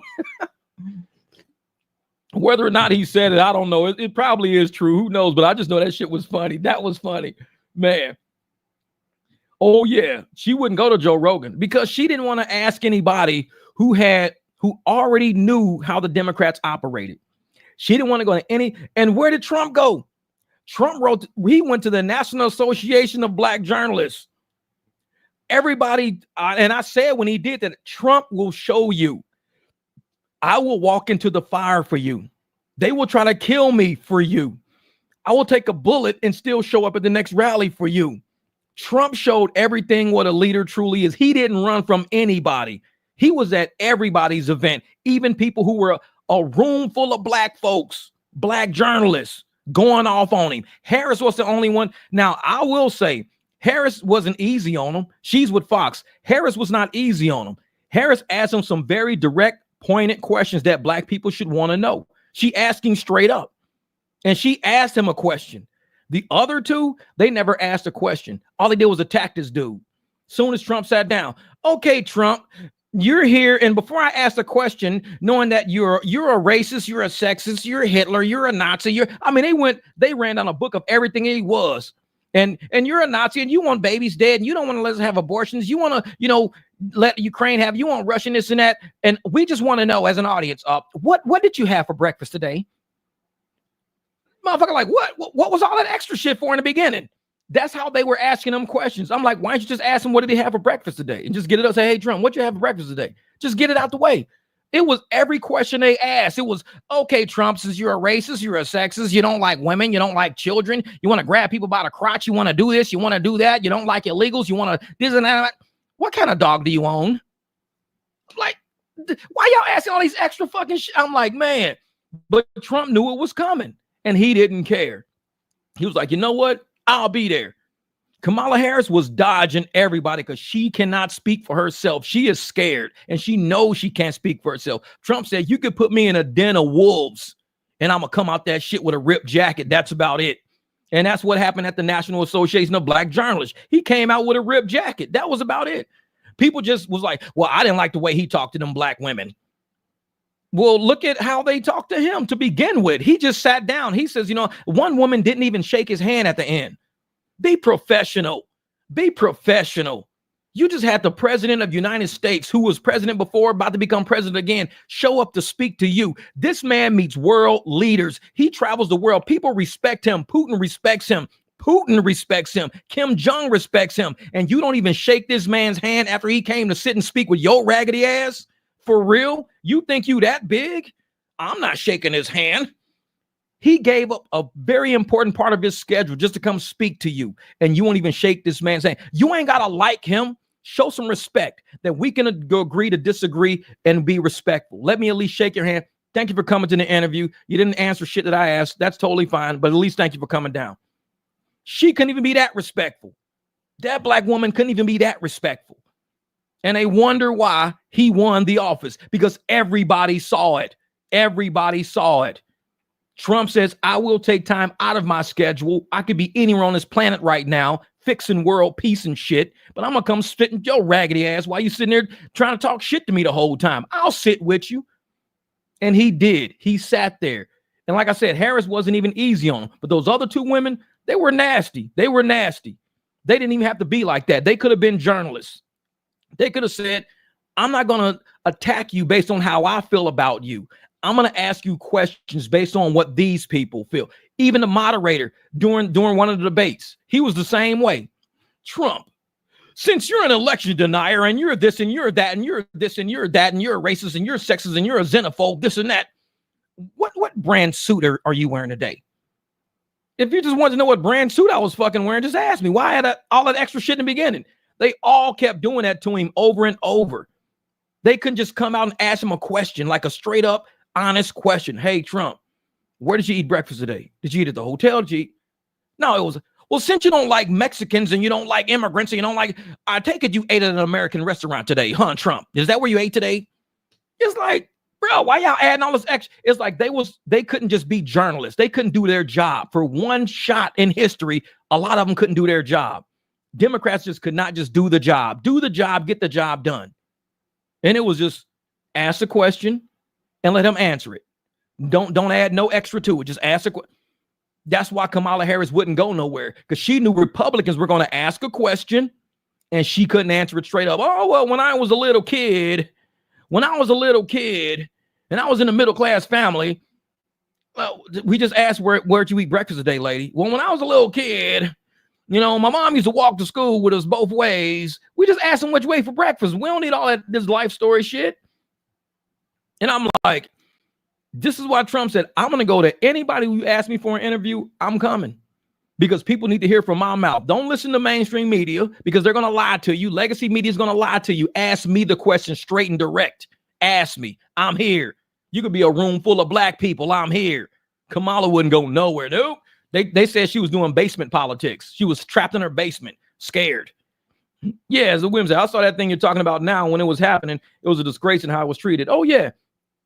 And that's why a lot of us, and like I said, I told y'all earlier in this podcast, I love black women because I got a black mom, grandmas, aunts, uncles, sisters, everything, ex-girlfriends, all that shit. So you can't say, oh, Jeff, you don't love black women. Oh, I do. I've been with more black women than I've had chocolate chip cookies, and I've had a lot of chocolate chip cookies. I've had a lot of black women in my life. My mom, sisters, friends, cousins, aunts, uncles, co-workers, a lot of black women in my life. So if I love chocolate chip cookies, but I've had more black women than that in my life, I really love black women because I really love chocolate chip cookies. But for us to see black women act like that on a national stage, a world stage, because everybody around the world was watching him, how he reacted with black people. When they saw them black women attacking this man, when he gave up his time, a president gave up his time to come speak with you, giving you content for your future resume. Oh, I interviewed President Trump.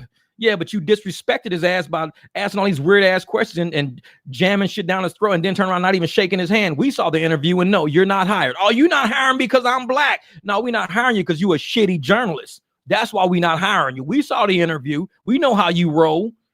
Yo, they not hiring me because I'm black. No, we hiring you because of what we saw you do. That is not journalistic. That shit was hood. We knew exactly what we was looking at. And so when we sit up there and we watch things like this happen, and people are like, man, black women are mad. They're angry. They're this, they're that. Why would you want somebody? And they already got this catalyst on black women right now. Women are too emotional. Women are too emotional. And black women are even more emotional. Black women are angry. I don't say that shit, but other people say, oh, black women are angry. They're angry. They're angry and emotional. They don't need power. You give power to somebody who's angry and emotional, you know what you're going to get? You're going to get wars. You're going to get a lot of death, a lot of evil, a lot of mayhem. You don't give angry, emotional people the keys to the car. You don't do that. But black women voting Democrat don't even realize this is what Democrats are saying the whole time about Trump. Trump's angry. He's evil. He's a dictator. He's a threat to society. He's everything they're saying about Trump. They're looking at you as being that same way, but you don't even put two and two together. They call black women angry and out of control and always race baiting and always jumping. And they turn around and call Trump the same shit. And I'm like, but Trump won. That's the thing. Trump won. The reason why they didn't vote for Kamala Harris is because of all the things that not only they say about black women, but because of what black women were trying to do to Trump, because of what these women felt they had to do to Trump. They felt they had to attack this man during interviews. Just do the interview. Just do it. A lot of people saw it. We're not making this shit up. Go back and look at it. You might think on this podcast, I'm making this up. I'm not making it up. Go back and look at when Trump sat with the National Association of Black Journalists. You go look at it for yourself and you watch that interview for yourself and you tell me if somebody was sitting across from you like that, would you say that that person was angry? Yeah, she sounded angry. Was she heated? Yeah, she was heated. Did she shake his hand? No, she didn't shake his hand. And she just so happened to be black. Man, she fit every fucking stereotype we ever talked about. She fit every stereotype we ever talked about. Go see it for yourself. I ain't got to tell you shit. Go see it for yourself. And we sitting there going, lady, don't do this. On a national stage, you making black women look bad. On a national stage, world stage, you making black women look bad. They chose the wrong black woman to interview this man. Harris was fine. Like I said, she really challenged him. She gave him some heat. But she did it in a respectful way. The way that a true journalist will ask somebody. Don't get no softball ass questions. Give him some heat. Give him some heat. That's what the people came for, the heat. But these of them try to give him the smoke. Like, motherfucker, he didn't come for the smoke. He came for the heat. Just heat him up some. Get him to speak to the people in the crowd to see if he can get their vote. Apparently, a lot of black men was watching that and was like, man, these black women is tripping. They straight tripping. Motherfucker sound like a baby mama. Trump ain't got no kids with you. The fuck you mad at him for? You act like he ain't paying you child support. You a journalist. He's a guest. Treat this as a journalist would treat a guest on a show, which you can create content for yourself, for your resume. Not a lot of journalists get a chance to sit down and interview somebody of this magnitude. People don't get that.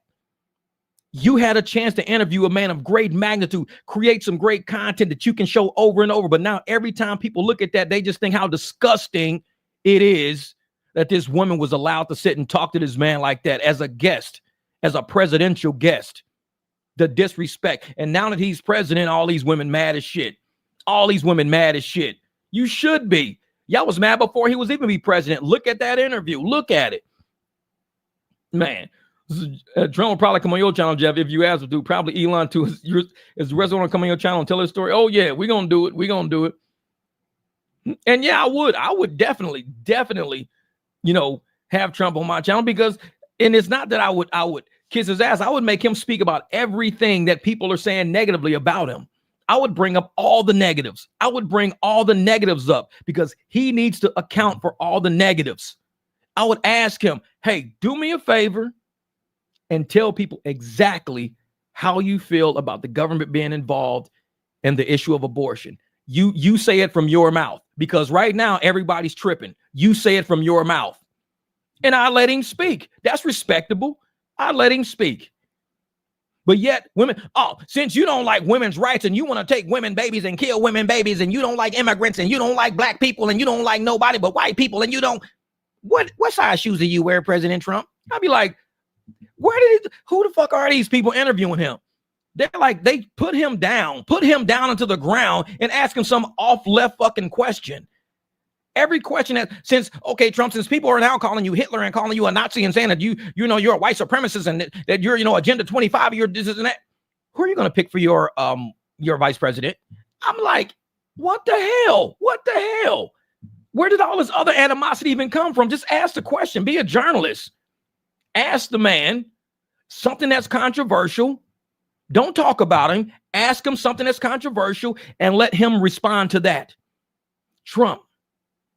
People are saying that you're not going to allow anybody to have abortions. What do you say about that? And that's it. Just leave it alone. Leave it alone. This is what people are saying. Answer these people. Okay, people are saying that, you're going to just start going around rounding up people from day one. What about that? What do you think about that? And let him say what his plan is. I'm like, since you hate immigrants so damn much and you don't care about nobody's families and that you don't care about separating kids from families and that you a Nazi and that you Hitler and everything else like that, what you gonna eat for lunch today? It's like, what the hell's wrong with these people, man? I was like, man, yeah, ain't nobody leaving. Ain't nobody leaving. Ain't nobody leaving. Where's it? Hey, they mad? Nah, I'm glad. There ain't nobody leaving the country. And it's like, you remember when we was little kids? When we was little kids, everybody, well, I'm just going to go home then. Remember that shit? I'm just going to go. If y'all don't want to play like I'm talking about, I'm just going to go home. Well, go home, motherfucker. What are you still here for? Well, give me my ball. I'm going to take my ball. I'm going home because y'all won't play like I want to play. I'm going to go home. These grown-ass fucking kids playing Legos, eating cookies and shit. And I'm sitting there like, what the hell? I'm like, y'all don't understand. Y'all don't understand that we are in an adult level world game that involves sending people to wars. Just like Tulsi Gabbard said yesterday, war should be the very last result. You are sending people to die. No president is going to war riding on some white horse. Ain't no Department of Defense director going to war. Ain't no senator going to war. No congressman. War should be the very last line of we're going to send somebody's kid to die. That should be the last. Trump never had a war under his watch. He was ending wars because he don't want people to die. What do Democrats do? They send people's kids to die. That's what they're good at. Every time somebody's in office, we're going to send some people over to kill some people that's going to end up killing other people, and other people are going to kill these. It's just like gang warfare. Same shit goes on in the hoods. Same shit. Tulsi Gabbard said war should be our very last resort. We should be sitting down. We should be having conversation. We should be putting sanctions on people. We should be talking about things, squeeze people until where they agree to something that's beneficial for everybody, not just, hampering something. Then war is the very last resort. Democrats, they quick. We're going to go send missiles over there. We're going to do this. We're going to do that. And that's exactly what happened. I mean, the moment Biden got into office, he destabilized an entire region to create wars over there. Destabilized it.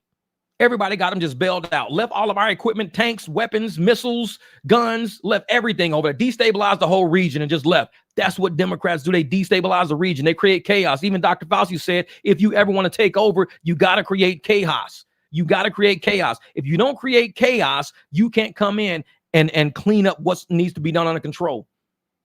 Dr. Fauci told you, we got to disrupt. We have to disrupt.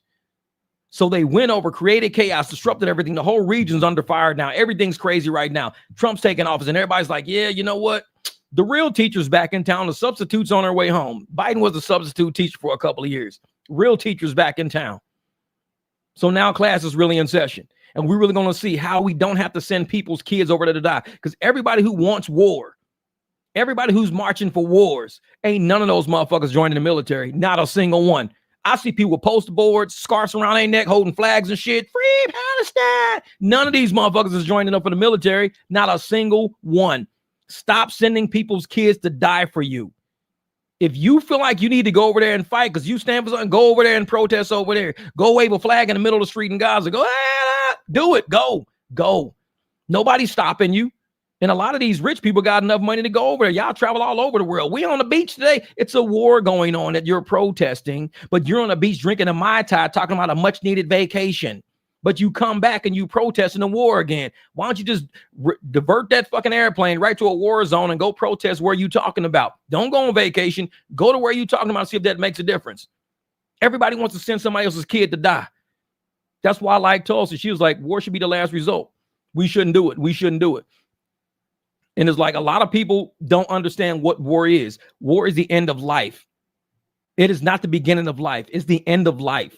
When you die, when you destroy a region, you have to rebuild that, reconstruct that. But that's all physical. Mentally, you're going through some shit. There's still people distraught, veterans distraught from war, people having flashbacks from war, because this shit you probably never want to see, never will see ever again. You might physically leave a war region. You might build it back up, but you don't take away what you've seen in your head. All these people who have seen it, all these people who have experienced it, the people who have lived in it, who are just civilians who have to live through it, what they've seen and everything. We are very coddled in America. We have not had a war on this soil that we've been a witness of. Not any of us. Now, some of us may go overseas and have war overseas and everything over there, but that's because we joined the military. But if there was ever a war here on American soil, we have a lot of people who are not prepared for that. These motherfuckers are not prepared just for an election. For an election to go left versus right, they're not even prepared for that. Are you talking about some war? We support the war. Then go support not that far. Yeah, exactly, not that far. Bunch of Democrats want to have fights. Republicans are like, this should be our last resort because they want to save lives. They don't believe in war. We could do this the financial way. We could put financial constraints instead of putting people's lives on the line. We can say, hey, you know what? If you want to do it that way, fine. We'll just put tariffs out there, make it a little more expensive. That's fine. But for the people that says, I want to have a war, their lives, they don't want to go to war. Exactly. A lot of libs aren't prepared for war. Real shit. What up, Triple E, my man? Man, who the hell's at my damn door? My dogs be going at it. Oh, hold up for a second. That's one of my clients. Be right back. He's at the door right now. Be right back. Hold up. You guys chat on the internet.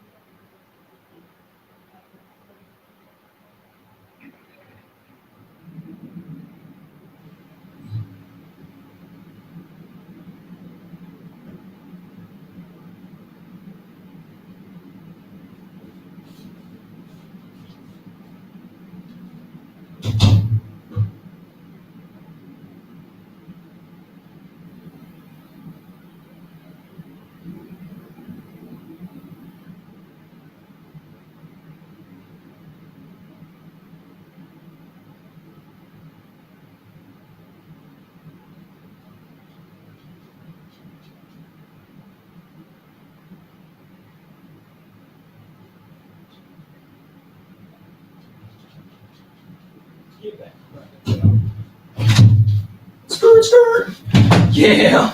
All right, y'all. My bad. Had to go out there and do some collecting. Yeah, we got money today. Good. All right. I like it. That's what it is. A hard day's work. But I tell folks, this is what I do, man. Whenever I got trucks in the front yard, y'all know it's either money coming or money going. Something's happening, man. I needed this hit. I got to go to the bank and put this in because I just paid mortgage and all that shit too. That's going to replace a little bit. Throw that money into the bank. Man. So, yeah, man, what was we talking about? Let me see. Yeah, I say he's driving a garbage truck. He's getting his DoorDash delivery. Picking up Jeff's trash at the garbage. No. Donald Trump at the door. He brought Jeff some French fries. Oh, that's funny shit. So it was Trump. It was Trump. Oh, man.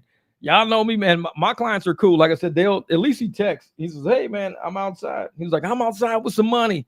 Because I kind of saw a shadow walk past because the light is hitting like this. I didn't think nothing of it. Then the dog started barking. That's how I knew it was somebody at my door. So I looked at the thing. Yep. Client was outside ready. I'm like, there we go. There we go. Yeah, man. That's why I'm like, woo. But I had to do it, man. I tell folks, and I got 2 more trucks to go. So 2 more trucks to go. And now when I had finished it already, he just had to come pick it up and pay off the balance. So yeah, this is how we do, man. We did 300. I tell folks, have you something else going on? Because when these apps ain't paying for shit, you got to make money somehow. Got to make money somehow. And it's easier for you to have something that you're in control of, that you can order the parts, you can supply, you can do the service, whether it's consultant, if you do consultant, if you do painting, whatever, have some type of trade or something you can do on your own outside of somebody being in control of it. Because even with YouTube, like I said, YouTube, they don't pay me the way that I can make money doing mechanic work. They don't pay like that. And it's consistent. When I do mechanic work, it's consistent money. I can keep money coming in every day, never leave my house. Just, I mean, and whatever, if you can get it, if a tow truck can get your car here, I'll deal with it after that. That's the way I am. If you can get a tow truck to get it here, I'll figure it out from there. A lot of people, they're relying too much on tech. And I get it because tech is easy. Uber and Lyft will tell you, hey, it's free to download the app. Download the app. Send us your social security number, your birthday, and all that shit, and we'll let you know how much you can make with us. They don't tell you that they're gonna be taking $40,000, $50,000 in fees from you every year. So for every driver that they downloads that app, you're paying anywhere from $20,000 a year in fees to about $50,000 a year in fees. That's just fees. That's it. So they making money off of everybody that downloads that app. You download that app, or they make it bank off of you. Bank. Is it just about to have a Shannon Sharp moment? Oh no, for real, man. Shit. So y'all gonna sit there. These apps will make bank off of you. You need to reverse that operation. Say, you know what? I want to do something where I know I can wake up in the daytime and I can make as much money as I can physically create for myself. The apps are only going to pay you based on what they feel. It was surging the other day. It was surging like $9 downtown. $9. I went on Lyft and I just put from downtown to my house, $46 from downtown to my house. Now it was surging $9. It's only like about 13 miles. It's like 13 miles. And it was like $46 to my house. So I'm like, they charging over $4 or $5, almost $5 a mile, but they were only paying $2 a mile. They were paying $26. So I'm like, out of 46, you're charging 26. I mean, you're paying 26. You're keeping $20 a pop. If I did 10 rides like that every day, I'd make 260. They make 200, but I'm the one using all my fuel, all my time, my car, my everything. They're making the exact same amount of money I'm making. Exact same amount of money I'm making for every day I work. So it's like, you're not working for you to feed you unless you're doing private rides. You're working to feed somebody else that's sitting on their ass right now at a computer telling you, hey, can you do me a favor and go pick up Mark downtown? So yeah, I'll go pick up Mark downtown. How much am I going to get? $26. Ask Mark how much you pay. How much you pay? Oh, like $47. Damn, 47? Yeah, man. It's surging right now. Yeah, exactly. For real, $9 surge, you get $9. Man, that happened to me the other day. I had like a $12 surge. Took a trip for like maybe, I think it was like 2-3 miles. I had like $15. So I'm sitting there like, these people, they're crazy, man. Because when it's surging like that, they're charging people. One time I did it, I got $22 to take somebody like 2 miles, maybe. They're charging people like $42. $42, all service fees, $42. And we're getting $12, $13 out of that. There's no way any of us with private clients will be paying that.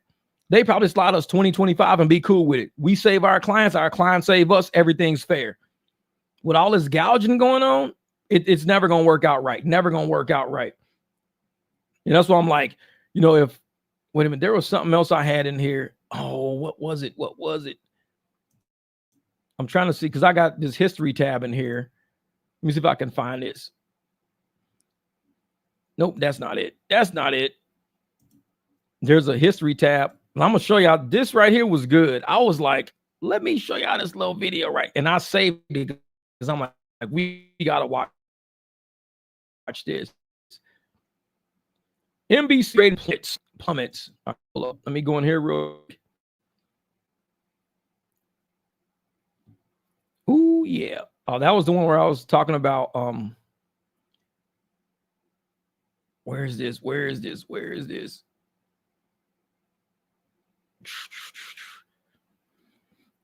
Oh, that was that right there. That was Tulsi Gabbard. Man, I'm trying to find it. It was, ooh, the buses right there. Those are the buses going back.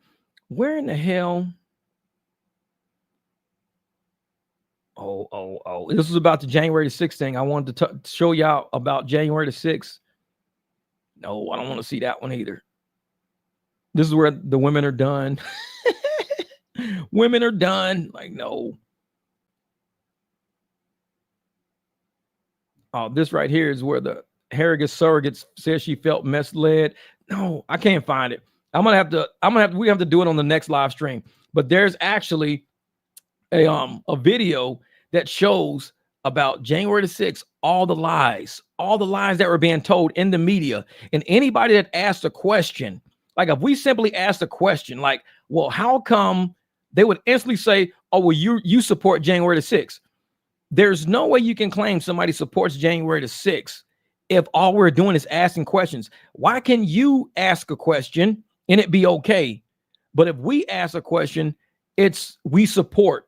No, because it's how they sell the narrative. And I'm going to find the video. I'm going to find it. But it was all about anytime, like they would say something, the Democrats would say something.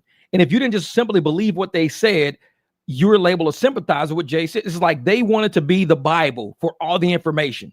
And that's why they want to do this free speech thing. Oh, we want to limit free speech on the internet. No, they want to control the narrative. Freedom of thought means you can speak freely. If you say, hey, Jeff, man, I'm going to go out and buy me a Honda Accord today. And I say, you know what? Honda Accords are nice. They last long and everything, but just the repairs are hard to do on those cars. I should be free to say that because I think it and I experience it. What the current administration wanted to do is say, we don't want you to be able to say that. If somebody says they want to buy a Honda Accord, you have to say, okay, that's it. And if you don't say okay, then you're anti-American, you're anti this, you're anti that. And I'm just saying, what I think in my head. It was a video about January the 6th, and they were nailing it. Nobody could speak anything ill about it except, unless the Democrats said something. Like if the Democrats had a question on why something went the way it went, I'm going to find that video because it made a lot, and it was congressional. It made a lot of sense. Look at that. You know what's crazy? People schedule $4 rides to the airport. Somebody's eating that shit out up there. And the thing is, Mikey, with those $4 rides, it's already $5 for the airport fee. So that puts the ride at $9. And then it's about another $5 to book it. So that puts the ride at about $14. And then there's probably, the fees and everything. So that ride probably is about $20. So that's a $20 ride. The schedule fee and all that maybe puts it up around about $20, $25. So you're sitting around $20, $25 for this ride, but the driver is getting $4 out of that $20, $25. Look at it. Next time anybody out there, if you take one of these $4 airport rides, send me your screenshot of how much the rider paid. I guarantee it'll be over $20 for that ride. And you got $4. If they didn't tip you, you got $4 out of that. This is how they're getting people. This is how they're eating people up. And I'm one of those people that will not take an airport ride less than $3 a mile. I just won't even touch it. It's like, nope, not messing with it. Oh man, you should take that. Not going to the airport for that. I don't care if it's from Tempe. It better be at least $15, $20 from Tempe. They'd be like $7. I'll cruise up to the person, be like, listen, I can't do it for $7. I'll do it for $20. I'll cancel. Okay, that's cool. I'll cancel right on the spot. And I know a lot of people out there upset. Oh man, I can't cancel because I don't want to get deactivated. They're going to deactivate you anyways. So what are you scared of? You scared to make money? Are you scared to make money or are you scared to be activated? But you can't be both. So I'm like, I'm going to say, I'm not worried about being deactivated. I got to go out and make money. I got bills to pay. I got things I got to do. If I don't make money, then Uber and Lyft, I can't contact them and say, hey, I'm short this month on my car insurance. My car insurance is going to lapse unless you guys give me some surge or give me you know they're going to message you back? You have a choice on what rides you take. You have to take the most profitable rides for yourself. You're in this business for yourself. You're not an employee of ours. That's what they're going to tell you. So you better act like that. You better act like that. Because if you out there acting like these apps owe you anything, the most they're going to do is steal from you. That's how they handle it. We got two issues going on right now with that. Uber, they get caught lying. DoorDash is caught lying. DoorDash is now linked with Lyft, who's known for lying about tips and everything else like that. The writing's on the wall. The writing's on the wall. If you're not out there making money the best way you know how, and any way you know how, this is on you. Don't try to put it on nobody else. This is on you as a driver. Wake up. And that's what this channel's about. This is the Red Pill Rideshare channel, waking you up to what's really real out there. And if you ain't out making money, you don't got 2, 3, 4 streams of income. If you ain't today, make your homework. Going on eBay, type in collectible. That's it. Just type in collectible and look up a few things. You can go to completed auctions. Go to completed auctions and it shows you everything what the demand is. When you go to completed auctions on eBay, it's like I'm giving y'all a free game on how I used to do eBay a long time ago, how I made so much money doing eBay. This is free game. For the 49 of y'all still sitting in this chat, this is free game. Y'all gonna come up. Go to eBay in your account. Well, now 51. Go on eBay in your account. Open up, just type in collectible, type in anything. You can even type in car parts because sometimes you go to the junkyard, pour car parts and sell car parts. Type in whatever car part you want to sell. Say HID headlight, whatever. Type in completed listings. Now, if you go to completed listings, some has, let's say, two bidders. That's a low demand item. It's a low demand. If something has 21 bids on it, there's somebody who's fighting for it. Could be 2, 3, 4, 5. You can open up the bid list to see how many people are bidding on it. If it's 15 people bidding on it, that's a high demand item. So you can go to collectibles, you can go to car parts, do anything you want to do. Type in, go to completed listings. Don't go to current because current people are waiting to the very end to where they want to snipe bid. So you're not going to get a true bid history. You might see a few things, but you're not going to get true bid history. Once you hit completed, open up the bid list. It could be 42 bids. 42 bids is a really high demand item. Now that you see that's a high demand item, go to Craigslist in your area. Look in Craigslist for that item. See if the item on Craigslist is cheaper than what's going for on eBay. If the item on Craigslist is more, then you've got to talk down to get it for less than that because you need to at least make a profit on it. So if it's $125 on eBay, but you see it on Craigslist for $45, buy it immediately, go pick it up, take pictures of it. You can even use the ones that got your attention, put it on eBay immediately.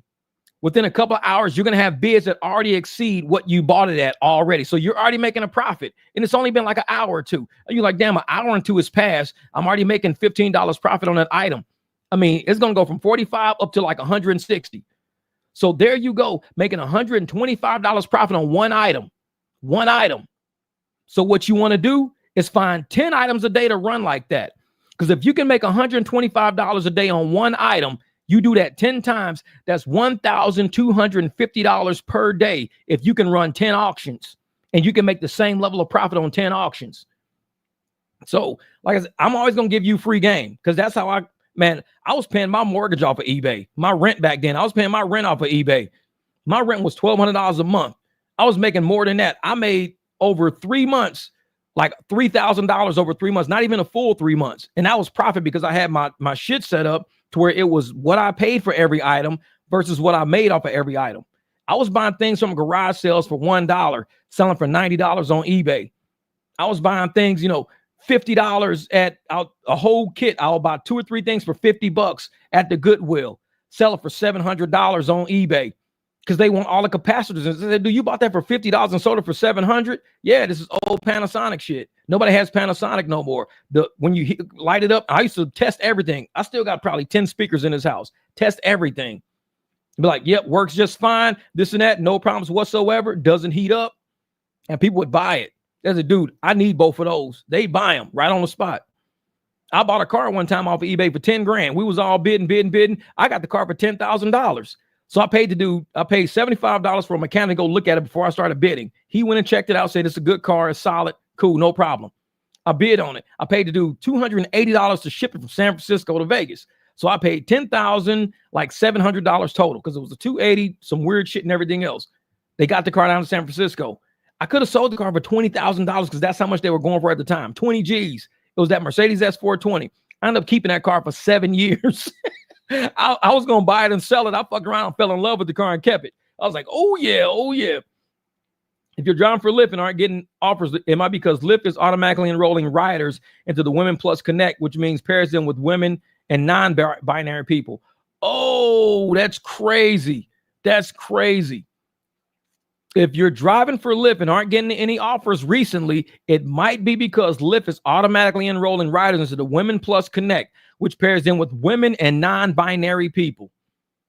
You see what's happening? You see what's happening after the election. You see what's happening. They don't like Republicans. And they know there's a lot of people out there that they want to force feed this narrative to of you don't need to be around men. Men are who all voted for Trump. You don't need to be around men. I'm telling you, these are Democratic platforms. YouTube, Lyft, Uber, they're all Democratic platforms. So if you're not out getting your fucking money, you're going to mess around going broke dealing with these Democratic platforms. I'm giving you free games on how to keep money rolling in. Because if you ain't getting no offers a day, your ass should be at a garage sale, a warehouse sale. You should be on Craigslist. You should be on, eBay, be at the Goodwill. Use your time wisely. Don't sit around waiting for these apps to pay you. You probably sitting in the vicinity of a Goodyear right now, cruising a Goodwill. You might see a Wilson's leather jacket. I got a Wilson's leather vest. I paid about $25 for that vest. That was a $200 vest. Paid $25, brand new Wilson's leather. I still got it. It's got all my patches and shit on it and everything. But you can cruise by the Goodwill. If you ain't getting no rides, it's time to make money. You outside anyways. Cruise up. Be like, hey, man, I'm going to go by the Goodwill real quick. Look at some. All right, let me see how much this is going for on eBay. Oh, shit, these things selling for $100 on eBay. Go to the completed items. Go to the completed auctions. Look through completed auctions. You'd be like, man, these two little speakers are selling for, look at this, 75, 125, 110. And right now they're sitting in front of me for $19.99, $20. Buy them for $20. Take them home, clean them up, test them, make sure they work, take pictures of them, put that shit on eBay. So for all the rides you're not getting for the day, you're going to make $80 in profit. You ain't getting it right. You're going to make $60 in profit on this. So now you're up to $100 in profit. You're going to make $30 in profit on that. You're up to $130 on profit. At the end of the day, you sitting there with all this money on profit. And you like, oh, man, I could have just sat around waiting on rides all damn day. But no. Hold on, what the hell? Make sure ain't nobody out the house. Nope. I was just making sure nobody out there. Yeah. Because I can hear the dogs barking. But that's what you're going to do, man. You're going to make all profit out there.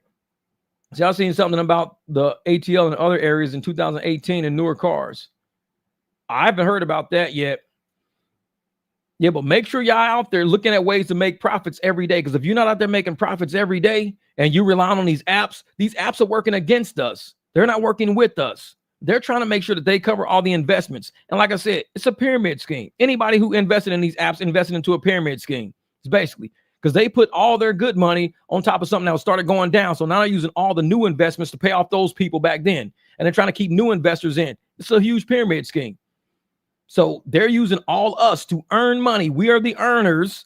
They're using money to earn to pay off all these people. So they're not trying to pay us. They got to pay off everybody they made promises to. Because just think, even with the Kamala Harris campaign, the reason why everybody is so mad is because they were made promises with the money they were giving up. They were all made promises. They were told, oh, well, you're going to win this. You're going to win that. She's going to win. She's going to do this. She's going to do that. And in the end, what happened? None of that happened. A bunch of false promises. A lot of people out of a lot of money that they ain't never getting back. And they're upset about it. Same thing with Uber and Lyft. A lot of money coming in. People are upset about it. You just saw it on the Professor's channel the other day. Sounds like BS. People just went and bought 10-year-old cars that were good. Now they're not. Yet they're not paying for new cars. Yeah. And that's the thing, man. If people are out buying cars to drive on these platforms, solely to drive on these platforms, like when people wondered, like I got a BMW, I could drive on the platforms with a BMW. I could do that all day. But my main problem was I couldn't do private rides as well as I wanted to do because I was having groups of 5, 6 people needing to be picked up, taken to the airport, families having to go to the airport. That's what I wanted to get into. So I said, I need to go out and get another car. I got a Beamer. I could do rides all day in a Beamer. I could do it. But I'm trying to get into the private industry. If you're buying a car solely to drive only on the platforms, you might be screwing yourself. You want to think beyond the platforms. You want to think, well, what if somebody with a group of 4 comes? What if somebody with a group of 5? What if I need, airport? Think outside the box. Because the app's trying to keep everybody trapped into thinking You're going to have a bunch of crappy cars online. They can choose from a really nice up-to-date Waymo, all highly technological, or they can choose from your little small Prius, because that's about all that's going to be left on the app sooner or later. Because once people realize you're not getting paid black rates for black cars, you're not getting paid XL rates for XL cars, everybody's going to start driving pieces of shit. Either that or start doing private. Because when I got my truck don't move for the apps like they used to. Like when I first had my Jeep, I only drove pure app. I would have a private client like maybe once or twice a month. Maybe once or twice a month, I would have a private client. Now it's once or twice a day. Once or twice a day. So you go from once or twice a month having a private client to once or twice a day having a private client. Shit's different now. So when I'm buying my cars now, I'm buying them thinking of me, thinking of my clients, thinking of the people they know that might need me. Hey, Jeff. Hey, man, we got a concert we coming up to. Like the other day, my client hit me up. Man, I don't know who this is called. Let's put them to spam. All right. So the other day. Oh, wait a minute. Let's see something. Hold up, where is he? No. Let me see something. I got it.